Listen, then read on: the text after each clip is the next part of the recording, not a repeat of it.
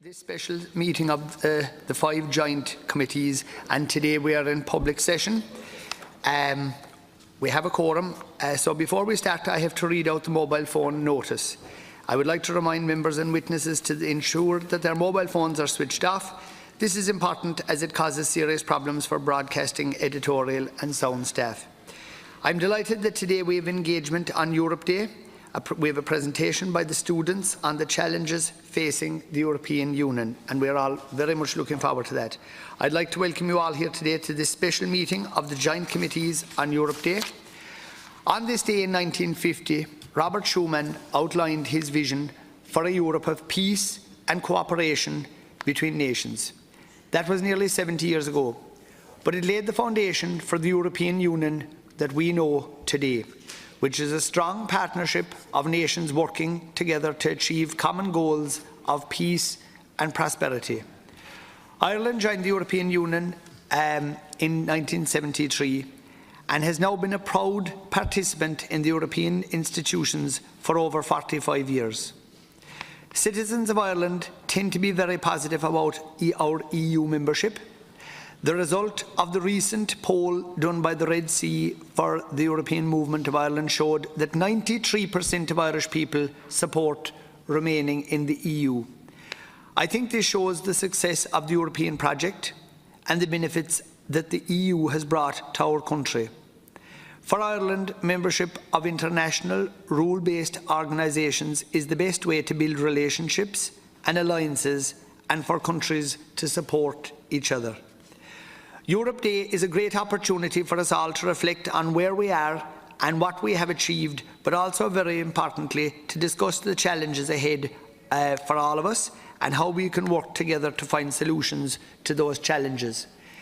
Now more so than ever before, with Brexit and with all the implications that that has, I really believe that it is so important for politicians from all political allegiances and none to work together and to show a united front when it comes to us doing our job and ensuring that we're showing a good team effort across the political divide. And I believe, and I sincerely believe, that that is terribly important.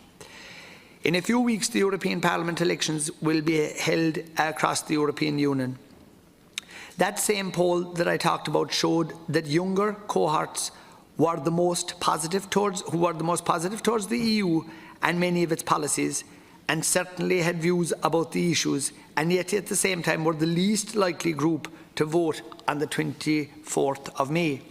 It is important that we find ways of engaging with each other, and for us here to hear from your experts emerging in their fields. I think it is especially important to hear the views of young people on the issues that will affect Europe's future. And again, this is a thing that I'm passionate about. When I look at young people, all that I think of is that you are the future, you're the politicians, you're the employers, you're the people that every one of us are only on a cog, we're on a wheel, and our time in the different roles that we have, it'll come, it'll be there, and it'll finish, and it will be your turn in the future. And that's what when I go into schools, be it national schools or secondary schools, all I think of is you are the future. You're the people who will be running this country and who will be running Europe and running the world in the years ahead. And I'm terribly conscious of that, and I think we all should be that way also. I don't think we have ever held a joint committee of 5 different committees, and so today's it shows a new approach, and it shows how important it is that we take a cross-sectoral approach to such broad issues. I would like to welcome today's guests, the students and young people from Queen's University Belfast, Ulster University, Tagish, UCD, DCU, NUI Galway, NUI Maynooth, and of course our neighbours in University College Cork.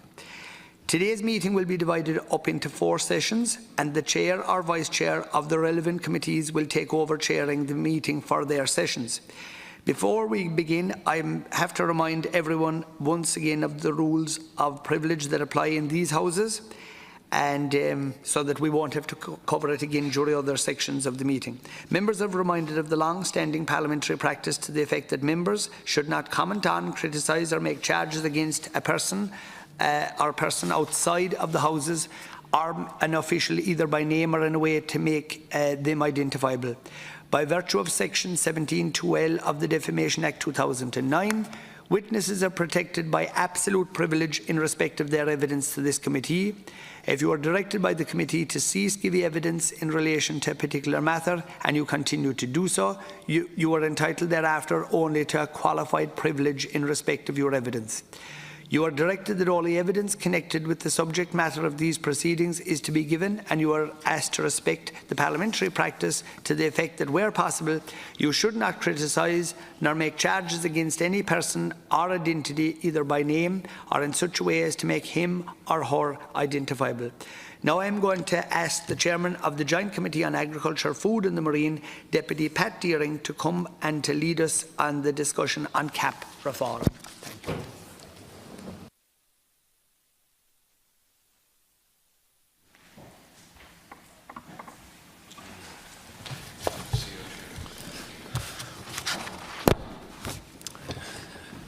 Thank you very much, Deputy Healy-Rae. I'm delighted to be here today to chair this particular session of the joint sitting. I think it's a very important session. As we know, agriculture has been, or it is rather, our largest indigenous industry, and the whole section that we're dealing with at the moment, discussion on common agriculture policy, is something that has served this country well over the last number of years. And over the next period of time, we're going to hear a lot of discussion about CAP and where it is going over the next period of time, whether it be environmental, whether it be about the budget, and obviously budgets are very important, and without a budget you cannot do anything. But we're going to hear a lot about reform, subsidiarity, flexibility, and all those things that we like to hear about. Every time there's a discussion on CAP, we hear about making it more simplified. But simplification is a big word, and every time after the discussions take place, it seems to be more and more bureaucratic. But we're looking forward to, I suppose, when this discussion takes place and the discussions are concluded by the next year or so, that we should have a more simplified CAP. So I'm delighted to be joined here today by Mr. Daniel Baker from Queen's University Belfast, from Dr. Sinead Fury and Ms. Lindsay Hollywood from University of Ulster, Ms. Sinead McCarthy from Tagus, and Ms. Sun Marie Reardon from UCC. I'd like to welcome you for attending this meeting here today for discussing this very important issue. I'm looking forward to a very good discussion as we move on.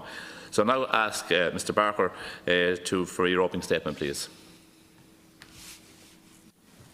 Thanks very much. It's a great honour to be here at the Seanad. I'm going to speak about the CAP just for a few minutes. So in June 2018, the European Commission put forward its legislative proposals for the future of the CAP post-2020. Previous reforms of the CAP have been driven by political and economic change, and it is important for all concerned to look at the current political challenges facing the European Union and what the future of the CAP might look like. At present, Europe is facing the challenges of UK withdrawal and the rise of a Eurosceptic tide across Member States, global market instability, particularly with agricultural prices, and a greater pressure to respond and adapt to climate change. UK withdrawal is crucial because it has significantly contributed to a forecasted reduced CAP budget for the period 2021 to 27. The proposed cut is 5%, but this will likely be around 12% in real terms. As the CAP is one of the cornerstones of European integration, it is important that the Commission's proposals are considered and scrutinised. The proposed legislation retains the current two-pillar structure of direct payments and rural development, but allows much greater flexibility for Member States to choose where their allocation of funds go. The Commission's rationale behind this is to streamline the CAP and increase overall efficiency, as Member States can better target their interventions to suit their specific contexts.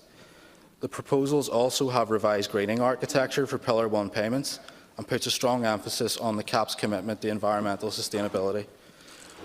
Member States will be responsible for drawing up strategic plans, which will be approved by the Commission to ensure that they stay in line with the CAP's overall objectives. While some see this as a step in the right direction, others, including some Member States, have raised concerns as strategic plans may place further administrative burden on national governments. Many agricultural stakeholders have criticised the idea, as it could potentially lead to an undermining of the single market and compromise a level playing field for farmers. Some fear that the proposals amount to a renationalisation of agriculture, increasing bureaucracy and market distortions resulting from differences in implementation across the Union. Affording Member States too much flexibility has also been criticised by environmentalists, as well as criticising the continuation of what they call perverse subsidies. They argue that flexibility with no real incentives for ambition targets could lead to declining environmental standards across the Union. The proposed enhanced conditionality clause in the new legislative proposals has been viewed as more greenwashing of the CAP, with no sufficient accountability mechanisms for adhering to environmentalist regulations. It is important to stress that the proposals are in their very early stages. As we have seen with the previous CAP reform in 2013, nothing will likely be passed until the EU budget is agreed. There will be a new European Parliament and perhaps a new Commissioner by the time the legislation enters into force, but as the proposals stand, there are several things that could be done to ensure a successful CAP. There could be a greater promotion and dialogue between environmentalist organisations and agricultural stakeholders. What we have seen with the CAP, at least since the 1992 reform, is the struggle to merge agricultural production with environmental protection, and unfortunately this sometimes leads to conflicting and contradictory interests. Helping to promote common ground at EU and national levels could result in a more coherent policy. The approval process for strategic plans also needs to be transparent and strong as possible, as this is essentially the only mechanism for ensuring that national priorities do not conflict with EU-wide objectives. Maintaining the common aspect of the CAP is essential.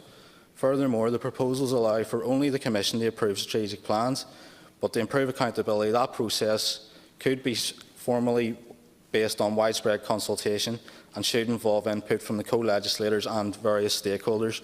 It should also be spelt out by the Commission what happens if there is an impasse between national priorities and CAP objectives. As the Commission views the next CAP as a move towards evidence-based policy which prioritises results over compliance, it is important that the quality of data sources are to an appropriate standard and that national governments have the technical capacity to construct and defend a strategic plan. This might involve greater investment in technical assistance and upgrading of skills, which will be difficult if the current budget projections are accurate. The period for the next CAP is one of learning for the European Union as it experiments with this new delivery model. It is important for all concerned that there is an awareness of the challenges facing the upcoming reform. The reform will also be shaped by competing interests among stakeholders within a potentially reduced budget, and it is important to stress the crucial roles of dialogue and consultation to ensure an efficient and coherent CAP. Thank you. And well within your time scale. I neglected to remind you at the beginning that we're giving you 4 minutes each for your presentation. You're well within that time. So, Dr. Fury, next, please. Good morning, Chairman, and thank you to members in the Seanad for the opportunity to be here this morning. I'm presenting on behalf, as a joint perspective, on behalf of my colleague Dr. Lindsay Hollywood from Ulster University Business School and myself. And we very much welcome the opportunity to talk and discuss our perspective around the future reform of and ongoing reform of the Common Agricultural Policy. We believe it's entirely appropriate that such a collaborative and open approach be used, because it is in this capacity as stakeholders that farmers and wider stakeholders do have an important opinion on this in this area. And really, our presentation focuses on four key priorities that we believe any Common Agricultural Policy or ongoing agricultural policy reform should be inclusive. The first perspective really is, and priority is around volatility or instability of our agricultural markets, and that's because we consider primary food production to be considered a special case. It's this exceptionalism for food that means that there is a political and social importance attached to food, and it is entirely appropriate, we believe, that there be meaningful support to farmers in recognition of their contribution to this important primary production policy. And it's also important to consider the issue of cross-compliance, but to do so without subsidising or supporting any lack of competitiveness or anti-competitiveness or inefficiencies within agriculture. And it's entirely appropriate that that support be directed towards those farmers in less favourable farming areas. But any Any income support or resilience payment should not be allowed, in our opinion, to become a surrogate for income support, nor as a means of maintaining indefinitely uneconomic farming units. And there should continue to be this focus on decoupling, full decoupling of primary production from income support. Therefore, there shouldn't be any regression towards coupling food production with any kind of payment. So we think that this will allow any agri-food industry to ultimately become more responsive, and that's an important future direction in terms of being consumer-oriented and market-led. We believe there is a lack of collaboration in the farming community and in agri-food more widely as an issue, and that government intervention could usefully foster greater collaboration, but that will need, of course, careful consideration, for example, through appropriate incentivisation. We think that a better understanding of market requirements would enable farmers to move from a production mentality to a more marketing mindset, and then any support could usefully be focused around support for know-how around marketing aspects, identifying that market need, identifying that niche in the market, and how to differentiate your product offering. That would help create diversification and support farmers in that mentality, and allow us to look towards a strong value-added market with perhaps strong export potential. And given that agricultural exceptionalism, some mechanism does need to be in place in order to ensure a secure, sustainable and healthy environment, in order to prevent that instability of the agricultural market, in order to prevent erratic food prices and market distortion. And we believe that it's important that any solution doesn't serve to increase food prices ultimately to the end consumer.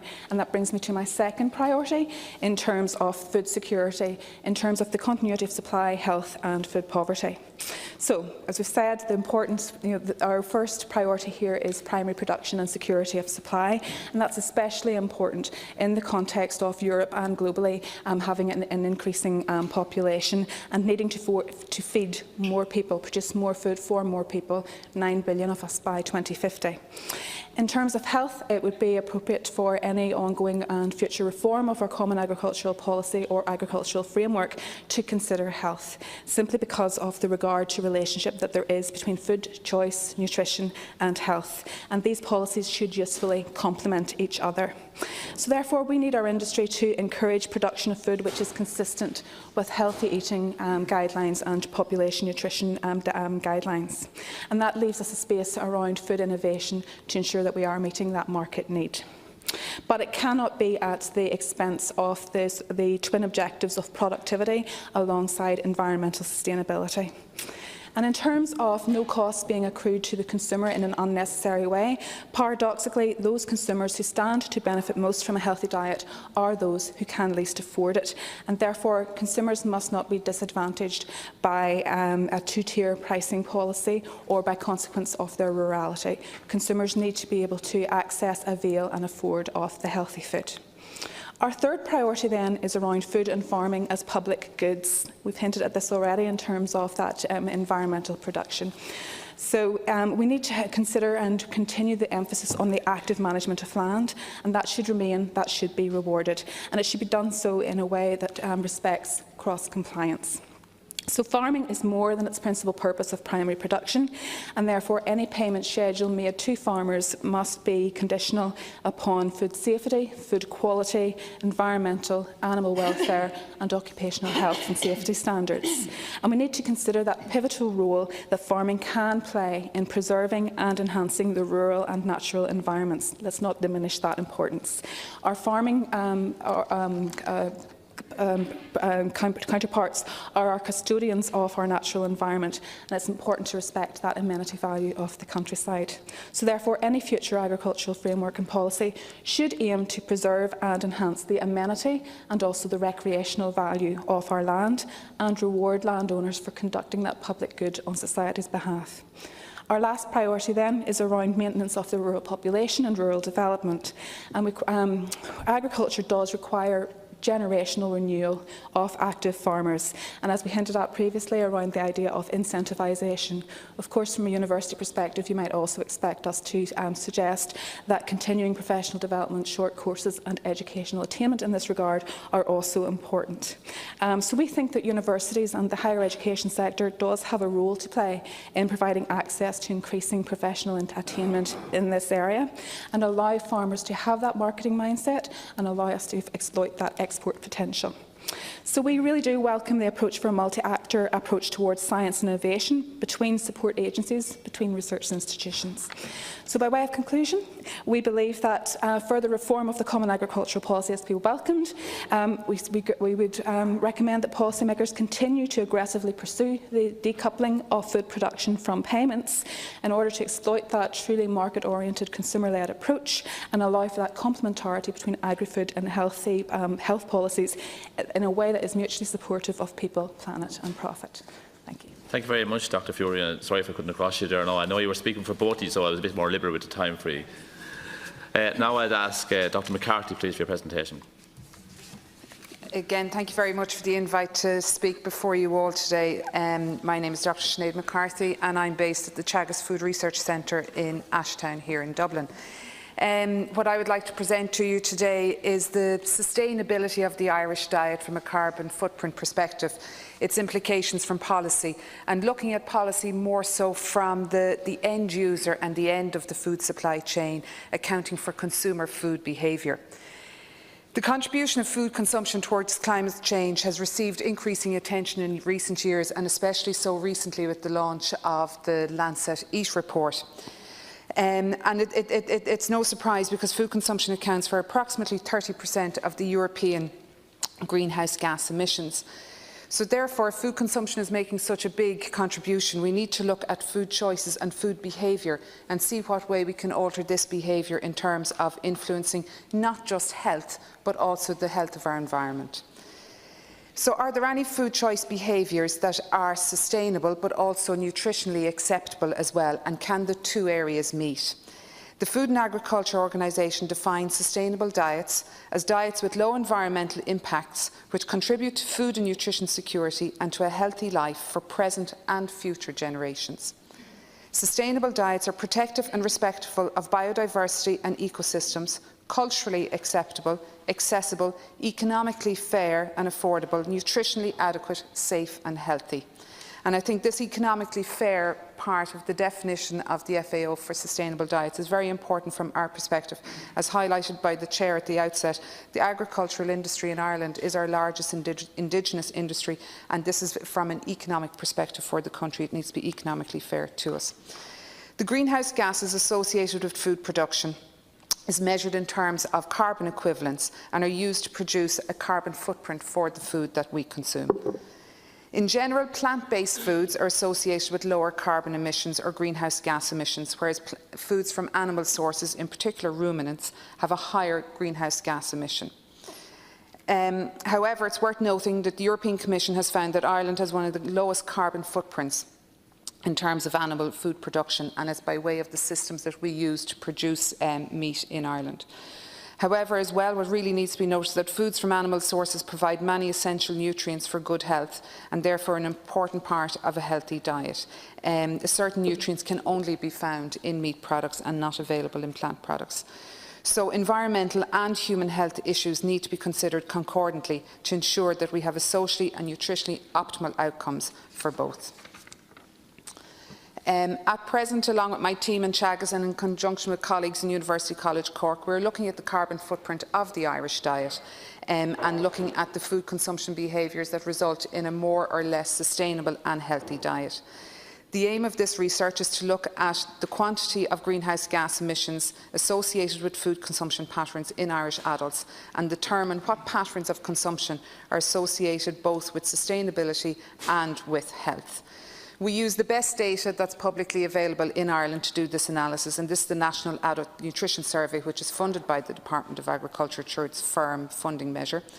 And all of the foods consumed during this survey were converted into carbon equivalents. So rather than traditionally looking at the nutrients coming from foods consumed, we looked at the carbon being produced or generated as a result of these foods being consumed.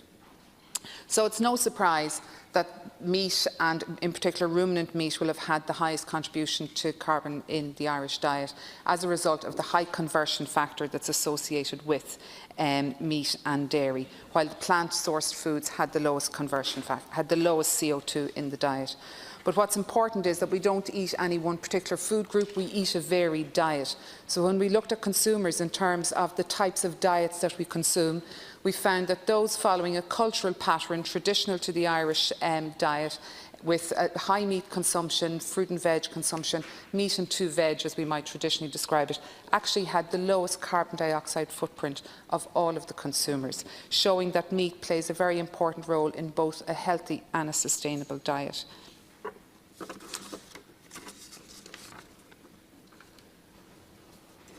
What we also found was that food consumption beyond our energy and nutritional requirements were contributing both to the public health epidemic of obesity as well as a form of food waste. So promoting a healthier diet that will reduce food consumption overall can help from an environmental perspective. The findings from this research support the notion that any policy measures should be evidence-based and consider the prevailing cultural food patterns of a population. CAP reform and any associated food policy measurements developed for sustainability reasons should be holistic in nature and take many parameters into consideration, such as health and nutrition, and reward more sustainable production and meet with consumer demands. Thank you. And our final presentation now is from Ms Éireann from UCC. It is an honour to address members of the Joint Committee today, and I welcome your engagement with younger citizens. My name is Seanad Éireann. I am a second-year European Studies student in University College Cork. As a young person growing up in rural Ireland, along with my studies, I have seen the importance of the agricultural industry and the difference the common agricultural policy makes in Ireland. One of the leading incentives behind Ireland's decision to apply for the European Union membership was the opportunity of gaining support from the CAP. When the CAP was introduced in the Treaty of Rome in 1957, the objectives were to improve and stabilise the incomes of those engaged in the farm sector, largely through market support mechanisms, but with some activities orientated towards improving farming productivity and structural adjustments within the farm sector. As the EU now discusses the future of CAP post-2020, it is important to recall how beneficial this policy is and has been for Ireland. One of the aspects of the CAP that has the greatest impact in the lives of farmers across the EU has been the payment schemes. Farmers are given money for maintaining their lands, and young farmers are given payments to encourage them to start farming. And farmers can receive the green direct payments for reaching environmental objectives. The objective of the CAP is to give farmers and other agricultural workers a decent standard of living. While the CAP is not always fairly divided amongst all recipients, it has improved the income of thousands of farmers across Ireland and the EU. CAP's direct payment schemes help protect farmers from the uncertainty of the market.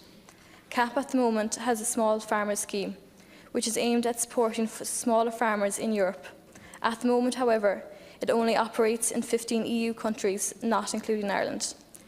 However, I feel if this policy was introduced in Ireland, it would aid many more in the agriculture industry.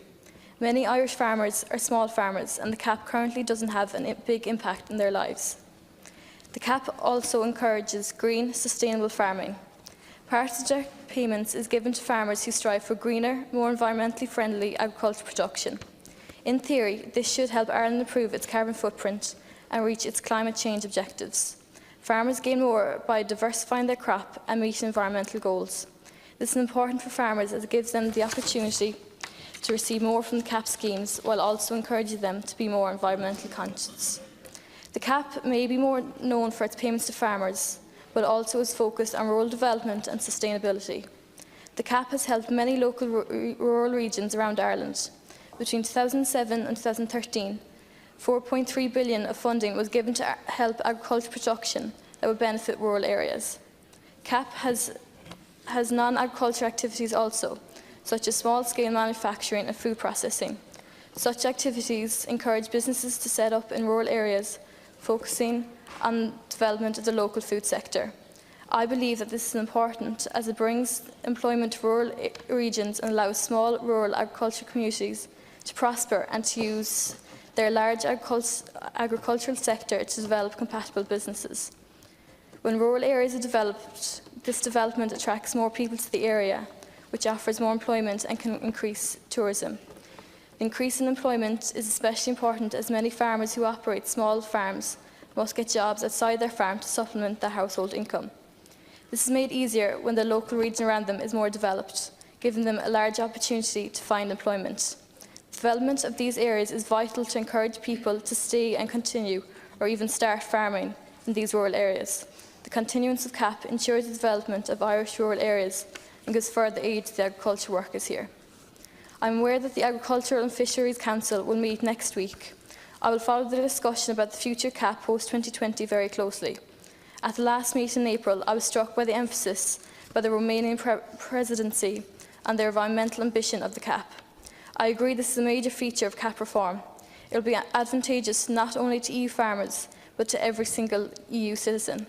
As a young citizen, I value sustainable development and want a green future for Ireland. I know that ministers have been discussing climate, biodiversity and water quality, to name just a few issues. I hope to see a future in which we can enjoy sustainable food security and see an improvement to the environmental issues that exist today. Thank you very much, and I'd like to thank those who made the presentations for the very insightful presentations. As you probably know, the CAP and CAP reform is a key part of our body of work at committee level. We've already made a number of submissions to Europe.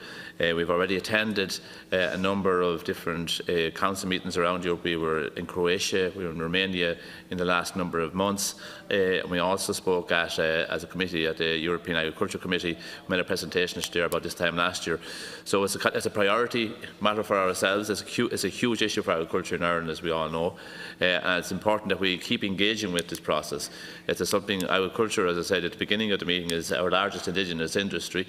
In my opinion, it doesn't get its fair share of media time when it needs to. It's great to have this opportunity today to discuss this particular matter. So I'm joined here today by some of my committee members, and I'd like to maybe if we could have some engagement with them and yourselves over the next 10 or 15 minutes. So I'll ask our committee members if they indicate. I see Deputy Marcella Corkin-Kennedy is first to indicate. We'll take a couple of questions together. Is that okay for you as a group? Deputy Corkin-Kennedy, please. Thank you very much, Chair, and thank you for your presentations. The first question I have is in relation to if you have any research conducted into what will happen in the advent of Brexit for the farmers in Northern Ireland, because in terms of the kind of income they're receiving at the moment.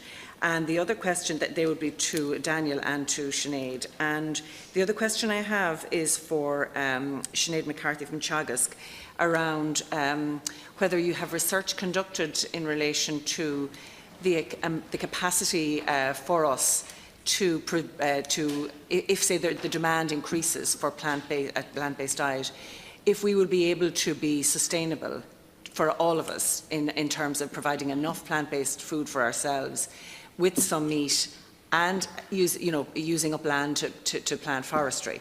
Will we actually be able to sustain that ourselves as well as try to provide some food for export? Deputy Corkin-Kennedy. No other members indicate at this moment in time. A question for myself. As you know, there are a number of vulnerable sectors within the agricultural sector in Ireland at the moment, and we hear a lot of talk in recent times about the suckler sector in Ireland, the beef sector, which is going through a turbulent time. And you mentioned about we should go away from coupling. Decoupling should be the way forward. How would you see a process going forward whereby the vulnerable sectors will be supported to make sure that there will be a sustainable future for them? If I go back to the suckler beef farmers, who will be a key part of the rest of Ireland, for example. In the event that industry was going to go into decline, there will be large parts potentially of that area who would maybe depopulated and would have a huge negative effect on rural Ireland. So how would you see that the next CAP could protect the vulnerable sectors within the agricultural sector? General question for you. Sorry, Senator, sorry, I missed you, sorry. On behalf of the Seanad here today to welcome our speakers and contributors here today. It's been a breath of fresh air to hear people talk for 40 odd minutes and nobody interrupt them, so it's quite unusual in the Seanad, so you can certainly tip your hats to that, and you played your part too, Chair, there's no doubt about it. I know we have a very busy schedule today and that there's quite a bit of work in relation to this. It's certainly a momentous day, and it's great to be able to record it here in relation to our participation in the European Union and the celebration in relation to the anniversary of Europe Day. But just two little queries, or maybe I suppose I can refine it really into one. Just for Sinead, again in relation to Teagasc, I suppose agriculture is quite a large part of our portfolio and work here. But we see there has been quite a shift over the last number of years in relation to, I suppose, larger dairy farms and larger crop growing farmers, and again with dry stock, larger farmers seem to be, more prevalent. The day of the part-time farmer, having a job during the day maybe and tending his 40 or 50 acres or whatever else, do we really see the smaller farmer, from your perspective, in 10 years' time or 15 years' time, will that be a thing of the past?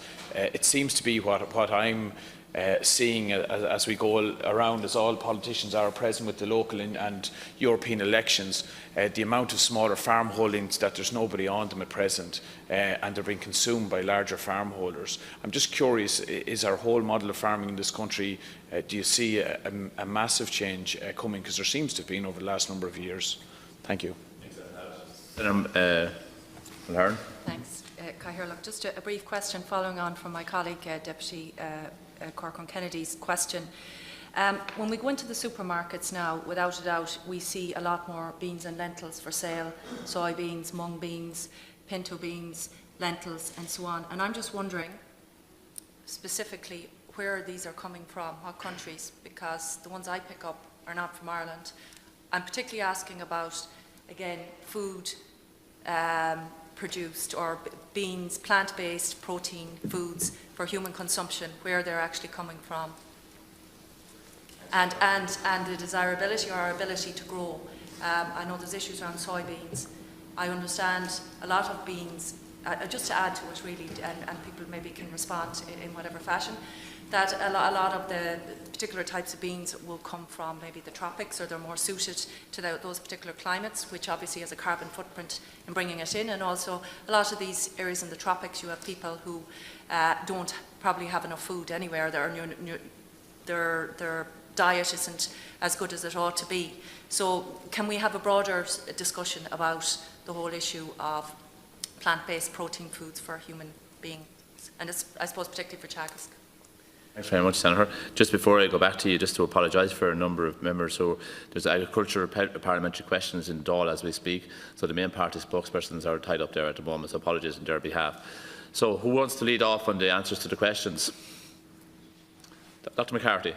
I might roll in two of the responses into one. In terms of the where the plant-based foods are coming from, and is there a role to combine both animal and plant-based production in Ireland? There are certain climates lend itself better, and certain agricultural environments lend itself better to certain types of food production. So, for example, producing meat and dairy in Ireland is very suitable to our climate, where we have a lot of rain, we have a lot of water. We don't rely solely on our water supply to supply water for our agriculture. A lot of our animals are more than 300 days a year are fed from grass, and then when they're in during the winter months, they're fed from silage, and there's very little animal feed actually given to them. So in terms of conversion of food to protein, and food that humans can't consume, such as grass, beef production and meat and dairy is very efficient in that respect. If we were to change that production type to a more plant-based production, it may not be as successful, because the land that we currently use for producing meat and dairy isn't necessarily suitable for plant production. And also in terms of the amount of carbon that's kept as a sink in the ground or in the soil would be released when you start ploughing it up to plant it for alternative sources of food. So my answer to the first question is yes and no. There is a possibility to produce both, but we need to be careful in terms of the land that you would choose to alter use on. It doesn't necessarily result in a lower carbon footprint. Some of the research would indicate that the higher inputs in terms of fertiliser and so on that's required to produce plant-based crops would result perhaps at best in a 10 to 12% reduction in carbon footprint. So it's not just a direct swap of one for another. There are other challenges in terms of changing the farming practices and the resultant dietary CO2. And much of the plant-based proteins like the beans and legumes do get imported from other countries and have a very long food miles associated with it. And it can be harder recommending a plant-based diet to certain vulnerable groups within the community will not work. So, for example, with older adults naturally start to, as we age, we consume less food. But older adults need a higher protein intake, and the best source of that protein for older consumers to maintain muscle mass and prevent falls and frailty is through animal protein. And they would need to eat 4 or 5 times the amount of lentils or beans to get the same amount of protein, and it wouldn't be possible to eat that much food.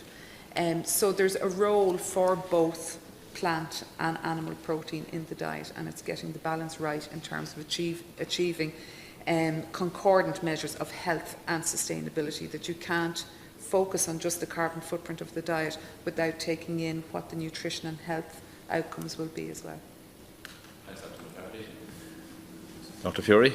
Thank you. Just to speak to members' earlier first and second question, unfortunately I'm not aware, we aren't, Ulster University isn't actively involved in farming research, but we are most certainly involved in more general food poverty, food insecurity research. So if it satisfies the members to talk more generally around that point, I'm aware that Brexit is anticipated to cost an additional £25 per week on the average household food bill.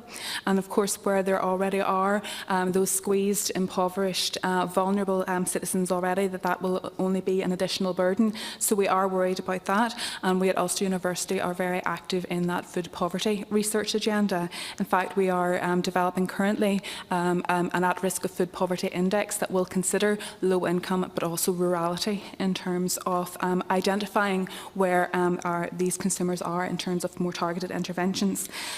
More specifically, in terms of rural dwellers, in terms of our agricultural smallholders, there is concern there obviously, of course, as well, because in terms of the average age of the smallholder, certainly from Northern Ireland and GB perspective, that is around 60 years. So of course we are concerned about that that generational renewal and the need for young farmers, and that's why we talked to the point around diversification and the need to add value, and we'll be actively involved around the food innovation effort to try to complement agriculture, food availability and health. So we do need to concern ourselves around that departure from farming for reasons of it becoming unprofitable. We do think there's an opportunity to educate consumers and engage with consumers around the more general point of the importance of not only eating locally but also seasonally, so that we can celebrate our own local and indigenous foods. So we do think there's an education and engagement piece there in order to showcase our indigenous produce so that we aren't reliant on these alternative protein sources from other countries. And just 2 general points beyond that we are working with policymakers in Northern Ireland around a collaborative effort around food policy generally, agri and food policy generally. And there's a concern not just about the food affordability, but also the food availability around the Brexit piece with respect to our Northern Ireland consumers having fresh and varied diets where that might become more problematic as a result of Brexit. Thank you very much. Any other panel members want to contribute? Mr. Just on the question of what the consequences of Brexit will be for farmers in the north, I think it's really an all-Ireland problem, because a lot of the agri-food industries it's on an all-Ireland basis.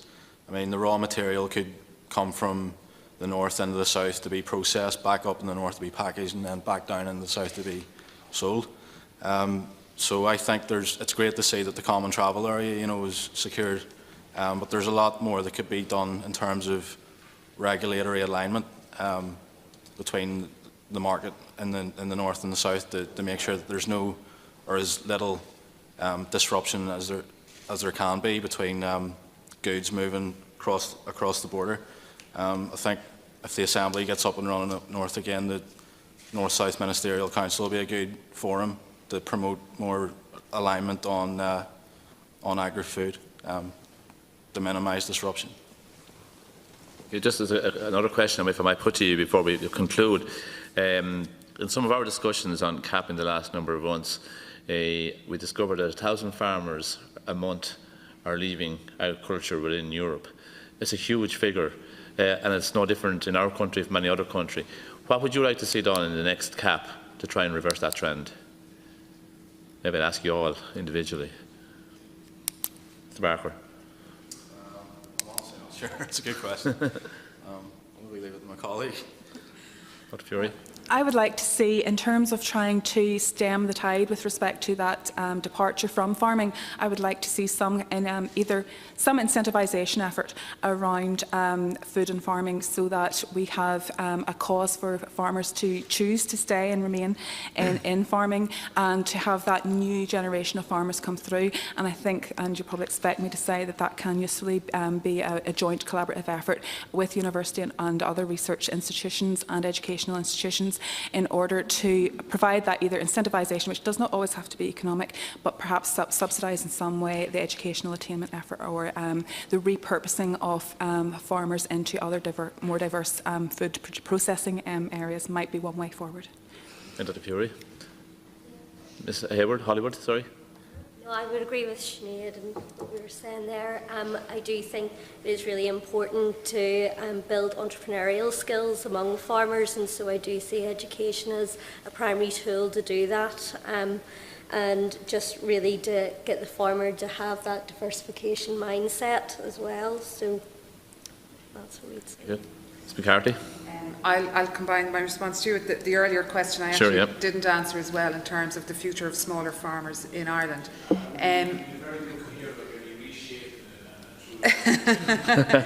I'll make my way forward. Carlo way. In terms of, I suppose, in terms of small farmers, yes, I do see a role, and I don't think it's just for the large-scale intensive farming. When we look at the full food supply chain from a carbon footprint perspective, 80 to 85% of the carbon footprint is generated before the food leaves the farm yard. So it's very important that we put measures in place from a sustainability perspective to reduce the carbon footprint of the food as it's being produced, and to put measures in place to support smaller farmers to produce food more sustainably, that it doesn't have to be for the large intensive farming. And I think if CAP can address some of those sustainable measures in terms of implementing more sustainable practices at farm level. There's a lot of European research. I'm involved in a circular agronomics research project in the EU with 20 partners across Europe, looking at more sustainable farming practices and how acceptable they will be to consumers at the end of the food chain.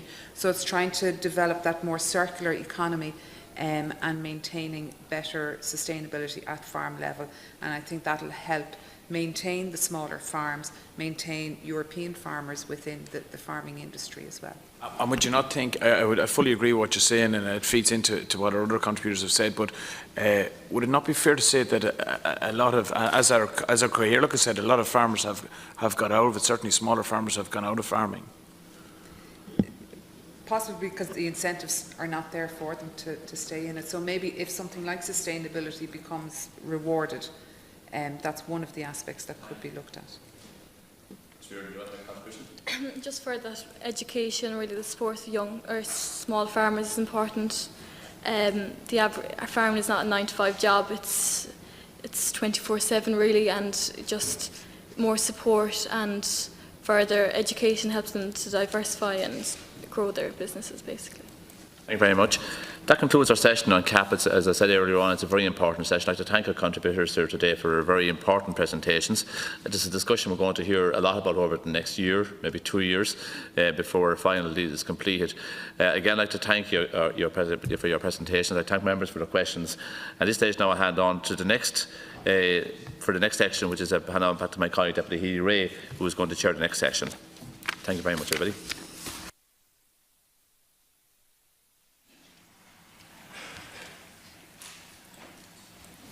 Thank you for that, Deputy Deering.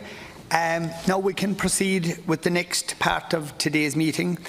Before we begin, I would like to pass on the apologies of the Chairman of the Committee, Deputy Brendan Smith, who unfortunately is unable to attend here today. So, for a second time today, but this time on behalf of the Joint Committee on Foreign Affairs and Trade and Defence, I would like to welcome you all here. I would like to particularly welcome Mr. Kristen Zorner of University College Dublin and Miss Cornelia Batchu of Dublin City University and Miss Michaela Riley of University College Cork, all of whom have kindly agreed to make presentations on the challenges facing Europe in respect of common security and defence policy. The format of the meeting is that we will hear your opening statements before going to a session of questions and answers with members. And I firstly call on Mr. Zorner, who will be followed by Ms. Batchu and last but not least, Ms. O'Reilly. So could I call upon you, please? Thank you. Thank you very much, Chairman. Thank you very much for the opportunity to speak here. When I was asked to speak about the European Common Security and Defence Policy on the occasion of Europe Day, the first topic coming to my mind was the role of Irish neutrality. The debate is probably as old as the country itself, but has surely not lost its intensity since then. Even though I finally decided to still talk about it, because there are recent developments in the area of European common and security policy which make it very topical again.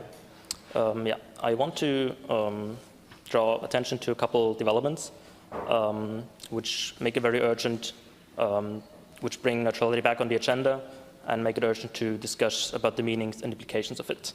First of all, as usual, there's Brexit. The loss of the major Atlanticist power within the European Union has serious consequences for the further development of the European Common Security and Defence Policy. Having always tried to prevent or to slow down the integration of this in this policy field, the United Kingdom has therefore been some kind of natural ally to Ireland in trying to keep security issues out of European integration. The consequences of this development are already visible. Not long after the Brexit vote, the President of the EU Commission, the French President, and also later joined by the German Chancellor, were calling for the creation of an EU army. Although at the time being this is not yet much more than a blurry vision, it became obvious where integration in the European Common Security and Defence Policy is heading to. Already in 2018, the Permanent Structured Cooperation, better known as PESCO, was launched, marking a huge integration step into security and defence cooperation towards a military alliance. Causing a lively discussion in Ireland, its participation was finally backed by Fine Gael and Fianna Fáil, denying a conflict between Irish neutrality and the participation in PESCO. Of all the other neutral member states of the EU, only Malta opted out to first observe if PESCO and neutrality are compatible. Especially in Finland and Sweden, former neutral states, a consensus has been reached that EU membership in general is not logically compatible with the traditional notion of neutrality. Thus, in practice, these EU member states have given up their neutrality to a large extent. In Ireland, Sinn Féin proposed a bill to enshrine the Irish neutrality in the constitution. After a lively debate in which European politicians were even called warmongers, the bill got eventually rejected into law. Finally, let me draw your attention to a poll by Red Sea for the European Movement Ireland, already mentioned before, published just last week. Apart from the overwhelming support for EU membership in general, the poll also revealed that a majority of 58% of the Irish people think that Ireland should be part of an intensified EU security and defence cooperation, and also that PESCO would not pose a threat to Irish neutrality. The approval is even stronger amongst young Irish. For me as a German citizen, this whole discussion about neutrality is new. Despite the tabula rasa after the Second World War, Germany did not have the chance to have its own discussion about this, but in the face of an expansionist Soviet Union had to align itself to NATO. Therefore, while living in Ireland for 1 year and studying at UCD, it is very interesting to follow the public debate about neutrality, as well as to discuss it with my Irish and non-Irish fellow students. This brings insights into this very politicized topic and the fact that Irish neutrality is loaded with different meanings and historical resonances. Various narratives are contesting the nature of Irish foreign and security policy and its expression in Europe's contemporary security architecture. While there seems to be a broad consensus that Ireland can and should make a contribution to global peace and security, this is not the case for the question through which institutional framework this should be achieved. Due to the aforementioned recent developments, however, Ireland seems to be forced to take a decision, especially the leaving of the major damper of integration in the area of foreign and security policy and the concomitant developments, see for example PESCO and the EU Army, make it an urgent topic. For Ireland's European partners, and therefore also for me in this case, on the other hand, it is essential to know where Ireland is coming from in order to fully understand the significance and implications of neutrality for Ireland. Thank you very much. Thank you very much. Thank you very much. Seanad Éireann from the School of Law and Government, Dublin City University. Today I'm going to address 4 key challenges of the common security and defence policy. First is related to strategic coherence and internal cohesion. In the counterfactual scenario in which the EU would not be able to manage internal cracks such as the rise of nationalism or so-called sovereignism or the major differences in member states' strategic cultures, future risks and challenges for CSDP might be endogenous. A failure to coordinate efforts on CSDP might draw Europe back on the US, and some researchers argue might bring the European security landscape, might return it back to the 1950s. Thus, the EU will need to find innovative ways to solve the crisis of sovereignty, of borders, and of defense. What does Europe want is not easy to operationalize because of increasing polarization and even fragmentation in European integration. CSDP is a domain in which differentiated integration might work better, some argue, because states' national strategies are driven by threat perceptions, the strategic environment, their capabilities, and strategic interests.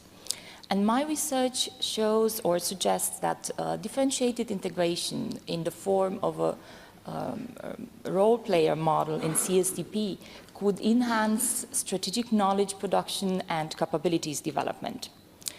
Security and defense collaborative regimes such as CSDP can have an empowering effect on member states.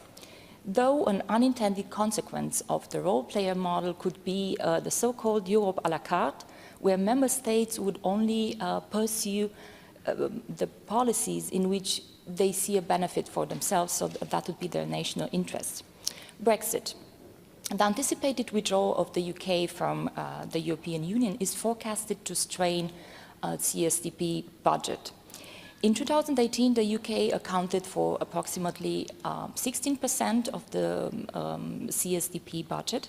To compensate this, an increase in member states' investments in security and defense can be expected. A series of peace and defense cooperation mechanisms were adopted after Brexit. PESCO, European Defence Fund, CARD, European Peace Facility, European Intervention Initiative, and that would be the major ones. For the new instruments to be effective, it is important for the EU to manage member states' expectations and ensure that they will enable the achievement of strategic objectives. The external strategic environment and the external sources of instability. A particular US leadership and what some have called a US strategy underpinned by a logic of retreat and systemic competition with China has pushed the EU to think more seriously about the scenario of US abandonment. Strategic autonomy, would some researchers argue, allow the EU to gain an element of independence from US decision-making and pursue an agenda of international peace and security based on own normative vision with mediation, diplomacy, trade cooperation, peace missions and global justice at its core. Some argue that the road to strategic autonomy might lie in a merger between CSDP and NATO. That would be a Europeanization of NATO. Multipolarity and great power competition is another challenge with implications for CSDP. In the future, the EU is expected to aim at having good relationships with all countries and avoid to return to bipolarity, because a bipolar logic might push countries to choose, and some of them might choose China because of economic reasons. And the last point I'm going to make is related to new security technologies. Future and emerging technologies such as autonomous robotics or artificial intelligence can have a disruptive and transformative effect or impact in the security and defense domain.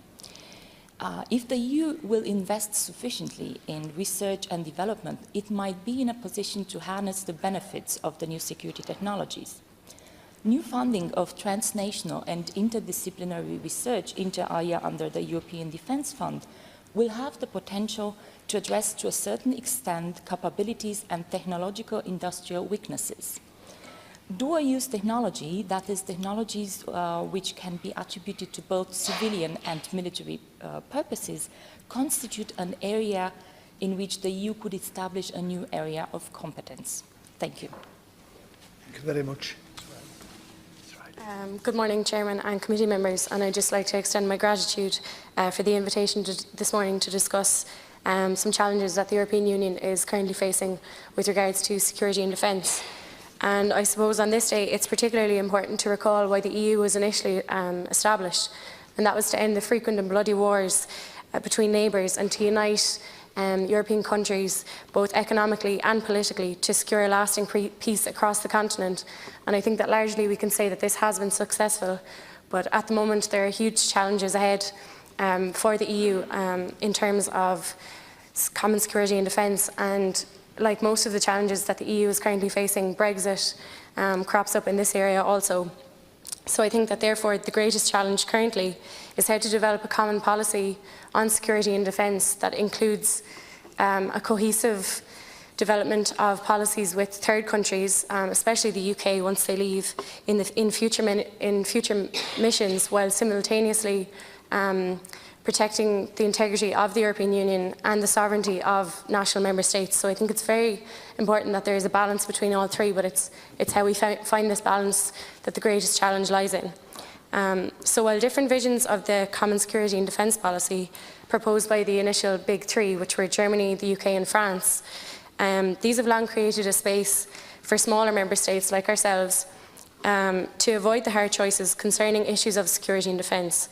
And a more cohesive Europe in the future post-Brexit presents significant challenges for all of us who have long thrived in the murky waters of strategic ambiguity. Indeed, with the United Kingdom leaving, it could be argued that a significant stumbling block for European defence coordination has been removed. British scepticism has previously allowed others, such as Denmark and Central European countries, to avoid hard questions on the tensions between formal military non-alignment and the realities of being part of a deeply integrated organisation. And that's because NATO has long provided what they have seen as the prime security provider in the European theatre. The absence of the UK from future CSDP debates post-Brexit will likely push these states into the limelight in terms of blocking or opting out of security cooperation. And it's how we deal with this that the greatest challenge is. While the EU must grapple with the loss of its transatlantic alliance partner, it is now imperative that attempts to balance a bilateral agreement on the CSDP with the UK, but that also complements a type of unified approach to issues of security and defence, encompassing the considerations of both small states like ourselves with the big states such as France and Germany. That's not to say that the EU hasn't taken any steps thus far. And if we look at the decision taken by the High Representative, Ms Mogherini, to forge ahead with the publication of the EU's global strategy in the immediate aftermath of the June 2016 referendum vote, it is apparent that some attempts have been made to push ahead with CSDP. Although faced with somewhat of an existential crisis, as some would describe, the EU found a response in building a security architecture to reinvigorate EU institutions and to reunite the remaining 27 member states. This provided a common ground for cooperation without reopening a Pandora's box of institutional reform that would be required to deal with the more traditional areas of European cooperation that we know, such as market regulation. If we look at ourselves back home here in Ireland, CSDP mightn't have always been high on our agenda, but the aftermath of the Brexit vote has been particularly challenging for all of us. We now have to strongly reconsider our own security and defence policy, in addition to that of our position in the wider EU CSDP. Brexit has uncovered a number of political and constitutional fault lines, none more serious, I'm sure we can all agree, than the impacts that it might have on the Good Friday Agreement. The Irish Government undoubtedly deserves credit for the way in which it has managed Brexit negotiations thus far, particularly in securing support from our European partners concerning Ireland's position on the border. But the question I ask you all is, what price will we now have to pay in future negotiations on matters such as the common security and defence for gaining such support? The reduced room for manoeuvre on common security and defence for small states such as ourselves in an EU that is now going to be more dominated by France and Germany than before must undoubtedly be taken into account. In a Franco-German EU, the place for constructive ambiguity is likely to be greatly reduced. Ireland's hesitancy and ambivalence on this matter may no longer be sustainable. Irish attitudes to European security and defence in the past might best be oddly described as a paraphrase of Winston Churchill's famous quote of what the UK was to the EU, in that in Ireland we are with CSTP but not of it. We are linked but not compromised. And most of all, we are interested and associated but not absorbed. It is perhaps time that we do become more absorbed in greater cooperation with the EU on issues of common security and defence that extend beyond PESCO, as my colleagues have described, as we lose the shelter of the UK in such debates in the future. The threats of a no-deal Brexit and the medium to longer-term security threats posed by any kind of withdrawal have yet to be provided for. Both the Irish state and the EU as a whole faces profound challenges in this regard, and there are, as of yet, no signs that neither it nor the EU has fully prepared to address them. Thank you very much for your time. Thank you very much. I thank all the contributors. Could I now call on Deputy Bernard Durkin, please? And thank you, Mr. Chairman. I'm sorry I had to absent myself because of questions in the other House, and I would like to compliment all of the witnesses that I've heard so far this morning, and particularly on the quality and depth of their submissions and the knowledge and the research that went into them. And I think each and all of you are to be complimented by the even-handed and balanced way that you have gone about your business. Can I respond in relation, raise a question in relation to common defence and security policy? I think that this has been an issue that has been with us for a very long time, and as time changes, different emphasis will accrue.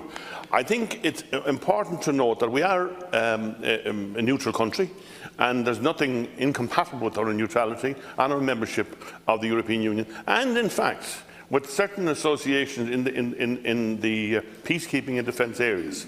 In the peacekeeping area, we have excelled in the past. We've shown ourselves to be international leaders in that particular area, and I think we have a useful influence and a useful role to play in the European context there. So what I would say is that in the event of and we can never tell nowadays, Mr. Chairman. Modern terrorism has no boundaries. It can reach far into neutral countries and peacekeeping countries and so on. Do you see a space whereby we might be expected to defend ourselves in that kind of situation? And that's one question. The other one is whether or not there will be some attachment to the discussions on Brexit and that quid pro quo might be sought. I don't think that will be the case. I think we are very strong members of the European Union with a strong commitment to the European ideals right from the very beginning, and getting stronger as the time goes by. And I don't think that it is likely that we should be expected to concede one for another in this context. And my reasoning for so thinking is simply this. The European Union must prevail. If the European Union doesn't prevail and it fragments and it goes in different directions and demands are made within itself, of itself, by itself or by single member states, I think there's a grave danger that the European Union will cease to be. And if the European Union ceases to be, there will be huge political and military and economic implications for the entire continent of Europe and outside. And suffice it to say, and I don't have to tell our witnesses today, they're experts in this area themselves, obviously. But the question that arises, obviously, would be this. Do we want to go back to where we were? Sometimes repeated by some member states in the Union, the good old days referred to, presumably, the first half of the 20th century. Presumably, they were the good old days that some people refer to from time to time. And I would say this, and I would say this particularly, not by way of a question, but, and I know what the response would be in any event. To young people now, do you really want to go back to those much referred to good old days, when almost 70 million people died in the conflict that followed, when Europe turned upon itself? And all of these things relate to military matters, to peace, and remember that the European Union was the biggest and most single important peace agreement that the world has ever known. The biggest For all those years, we have been peaceful. There comes times of turbulence, and turbulence comes from time to time in any event. At times of economic difficulty, there's always somebody sought to blame. And I would particularly encourage our guests today to focus on the alternatives, because the alternatives are not good, and to proceed to act in a fair and equitable manner, to be fair to all people, including people who are refugees from outside. And we know that some of the people of Europe themselves were refugees in the not too distant past. Thank you very much, Éireann. Could I now call on Senator Gavin, please? Thanks indeed, I want to begin by congratulating all of the contributors for very well researched and thoughtful pieces. Very timely. As you know, there are debates at the moment in relation to whether there are plans for an EU army. I think it's very clear from your contributions that despite the denials of some people on the political right, that there is an advanced conversation taking place. And indeed, your own contributions have been challenging. But here's the thing. While I acknowledge the poll by the European movement who would be very much in favour of changing our policy, I would also remind you that there was a Red C poll last year that also showed tremendous support in this country for Irish neutrality. And I would pose the question, do you think the Irish people would really support what PESCO is doing, for example, off the coast of Libya, if they knew, if they followed the reports of Sally Hayden, the Irish journalist who's highlighted EU support and EU financial support, including Irish financial support, for funding death camps in Libya? And that funding was confirmed to me by Helen McAtee just a few weeks back here in the Seanad. Camps where people are tortured, raped, mutilated and killed. This is the reality of PESCO as it operates right now. And you don't have to take my word for it. As I say, Sally Hayden has documented this and continues to document it in an effort to bring attention to the realities, unfortunately, of what PESCO is doing.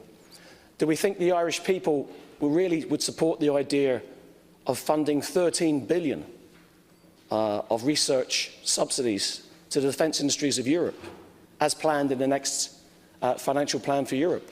That's a reality of PESCO. And the final question I'd ask you is, surely, in terms of neutrality and the future of neutrality, the best people to decide that future are the people of Ireland.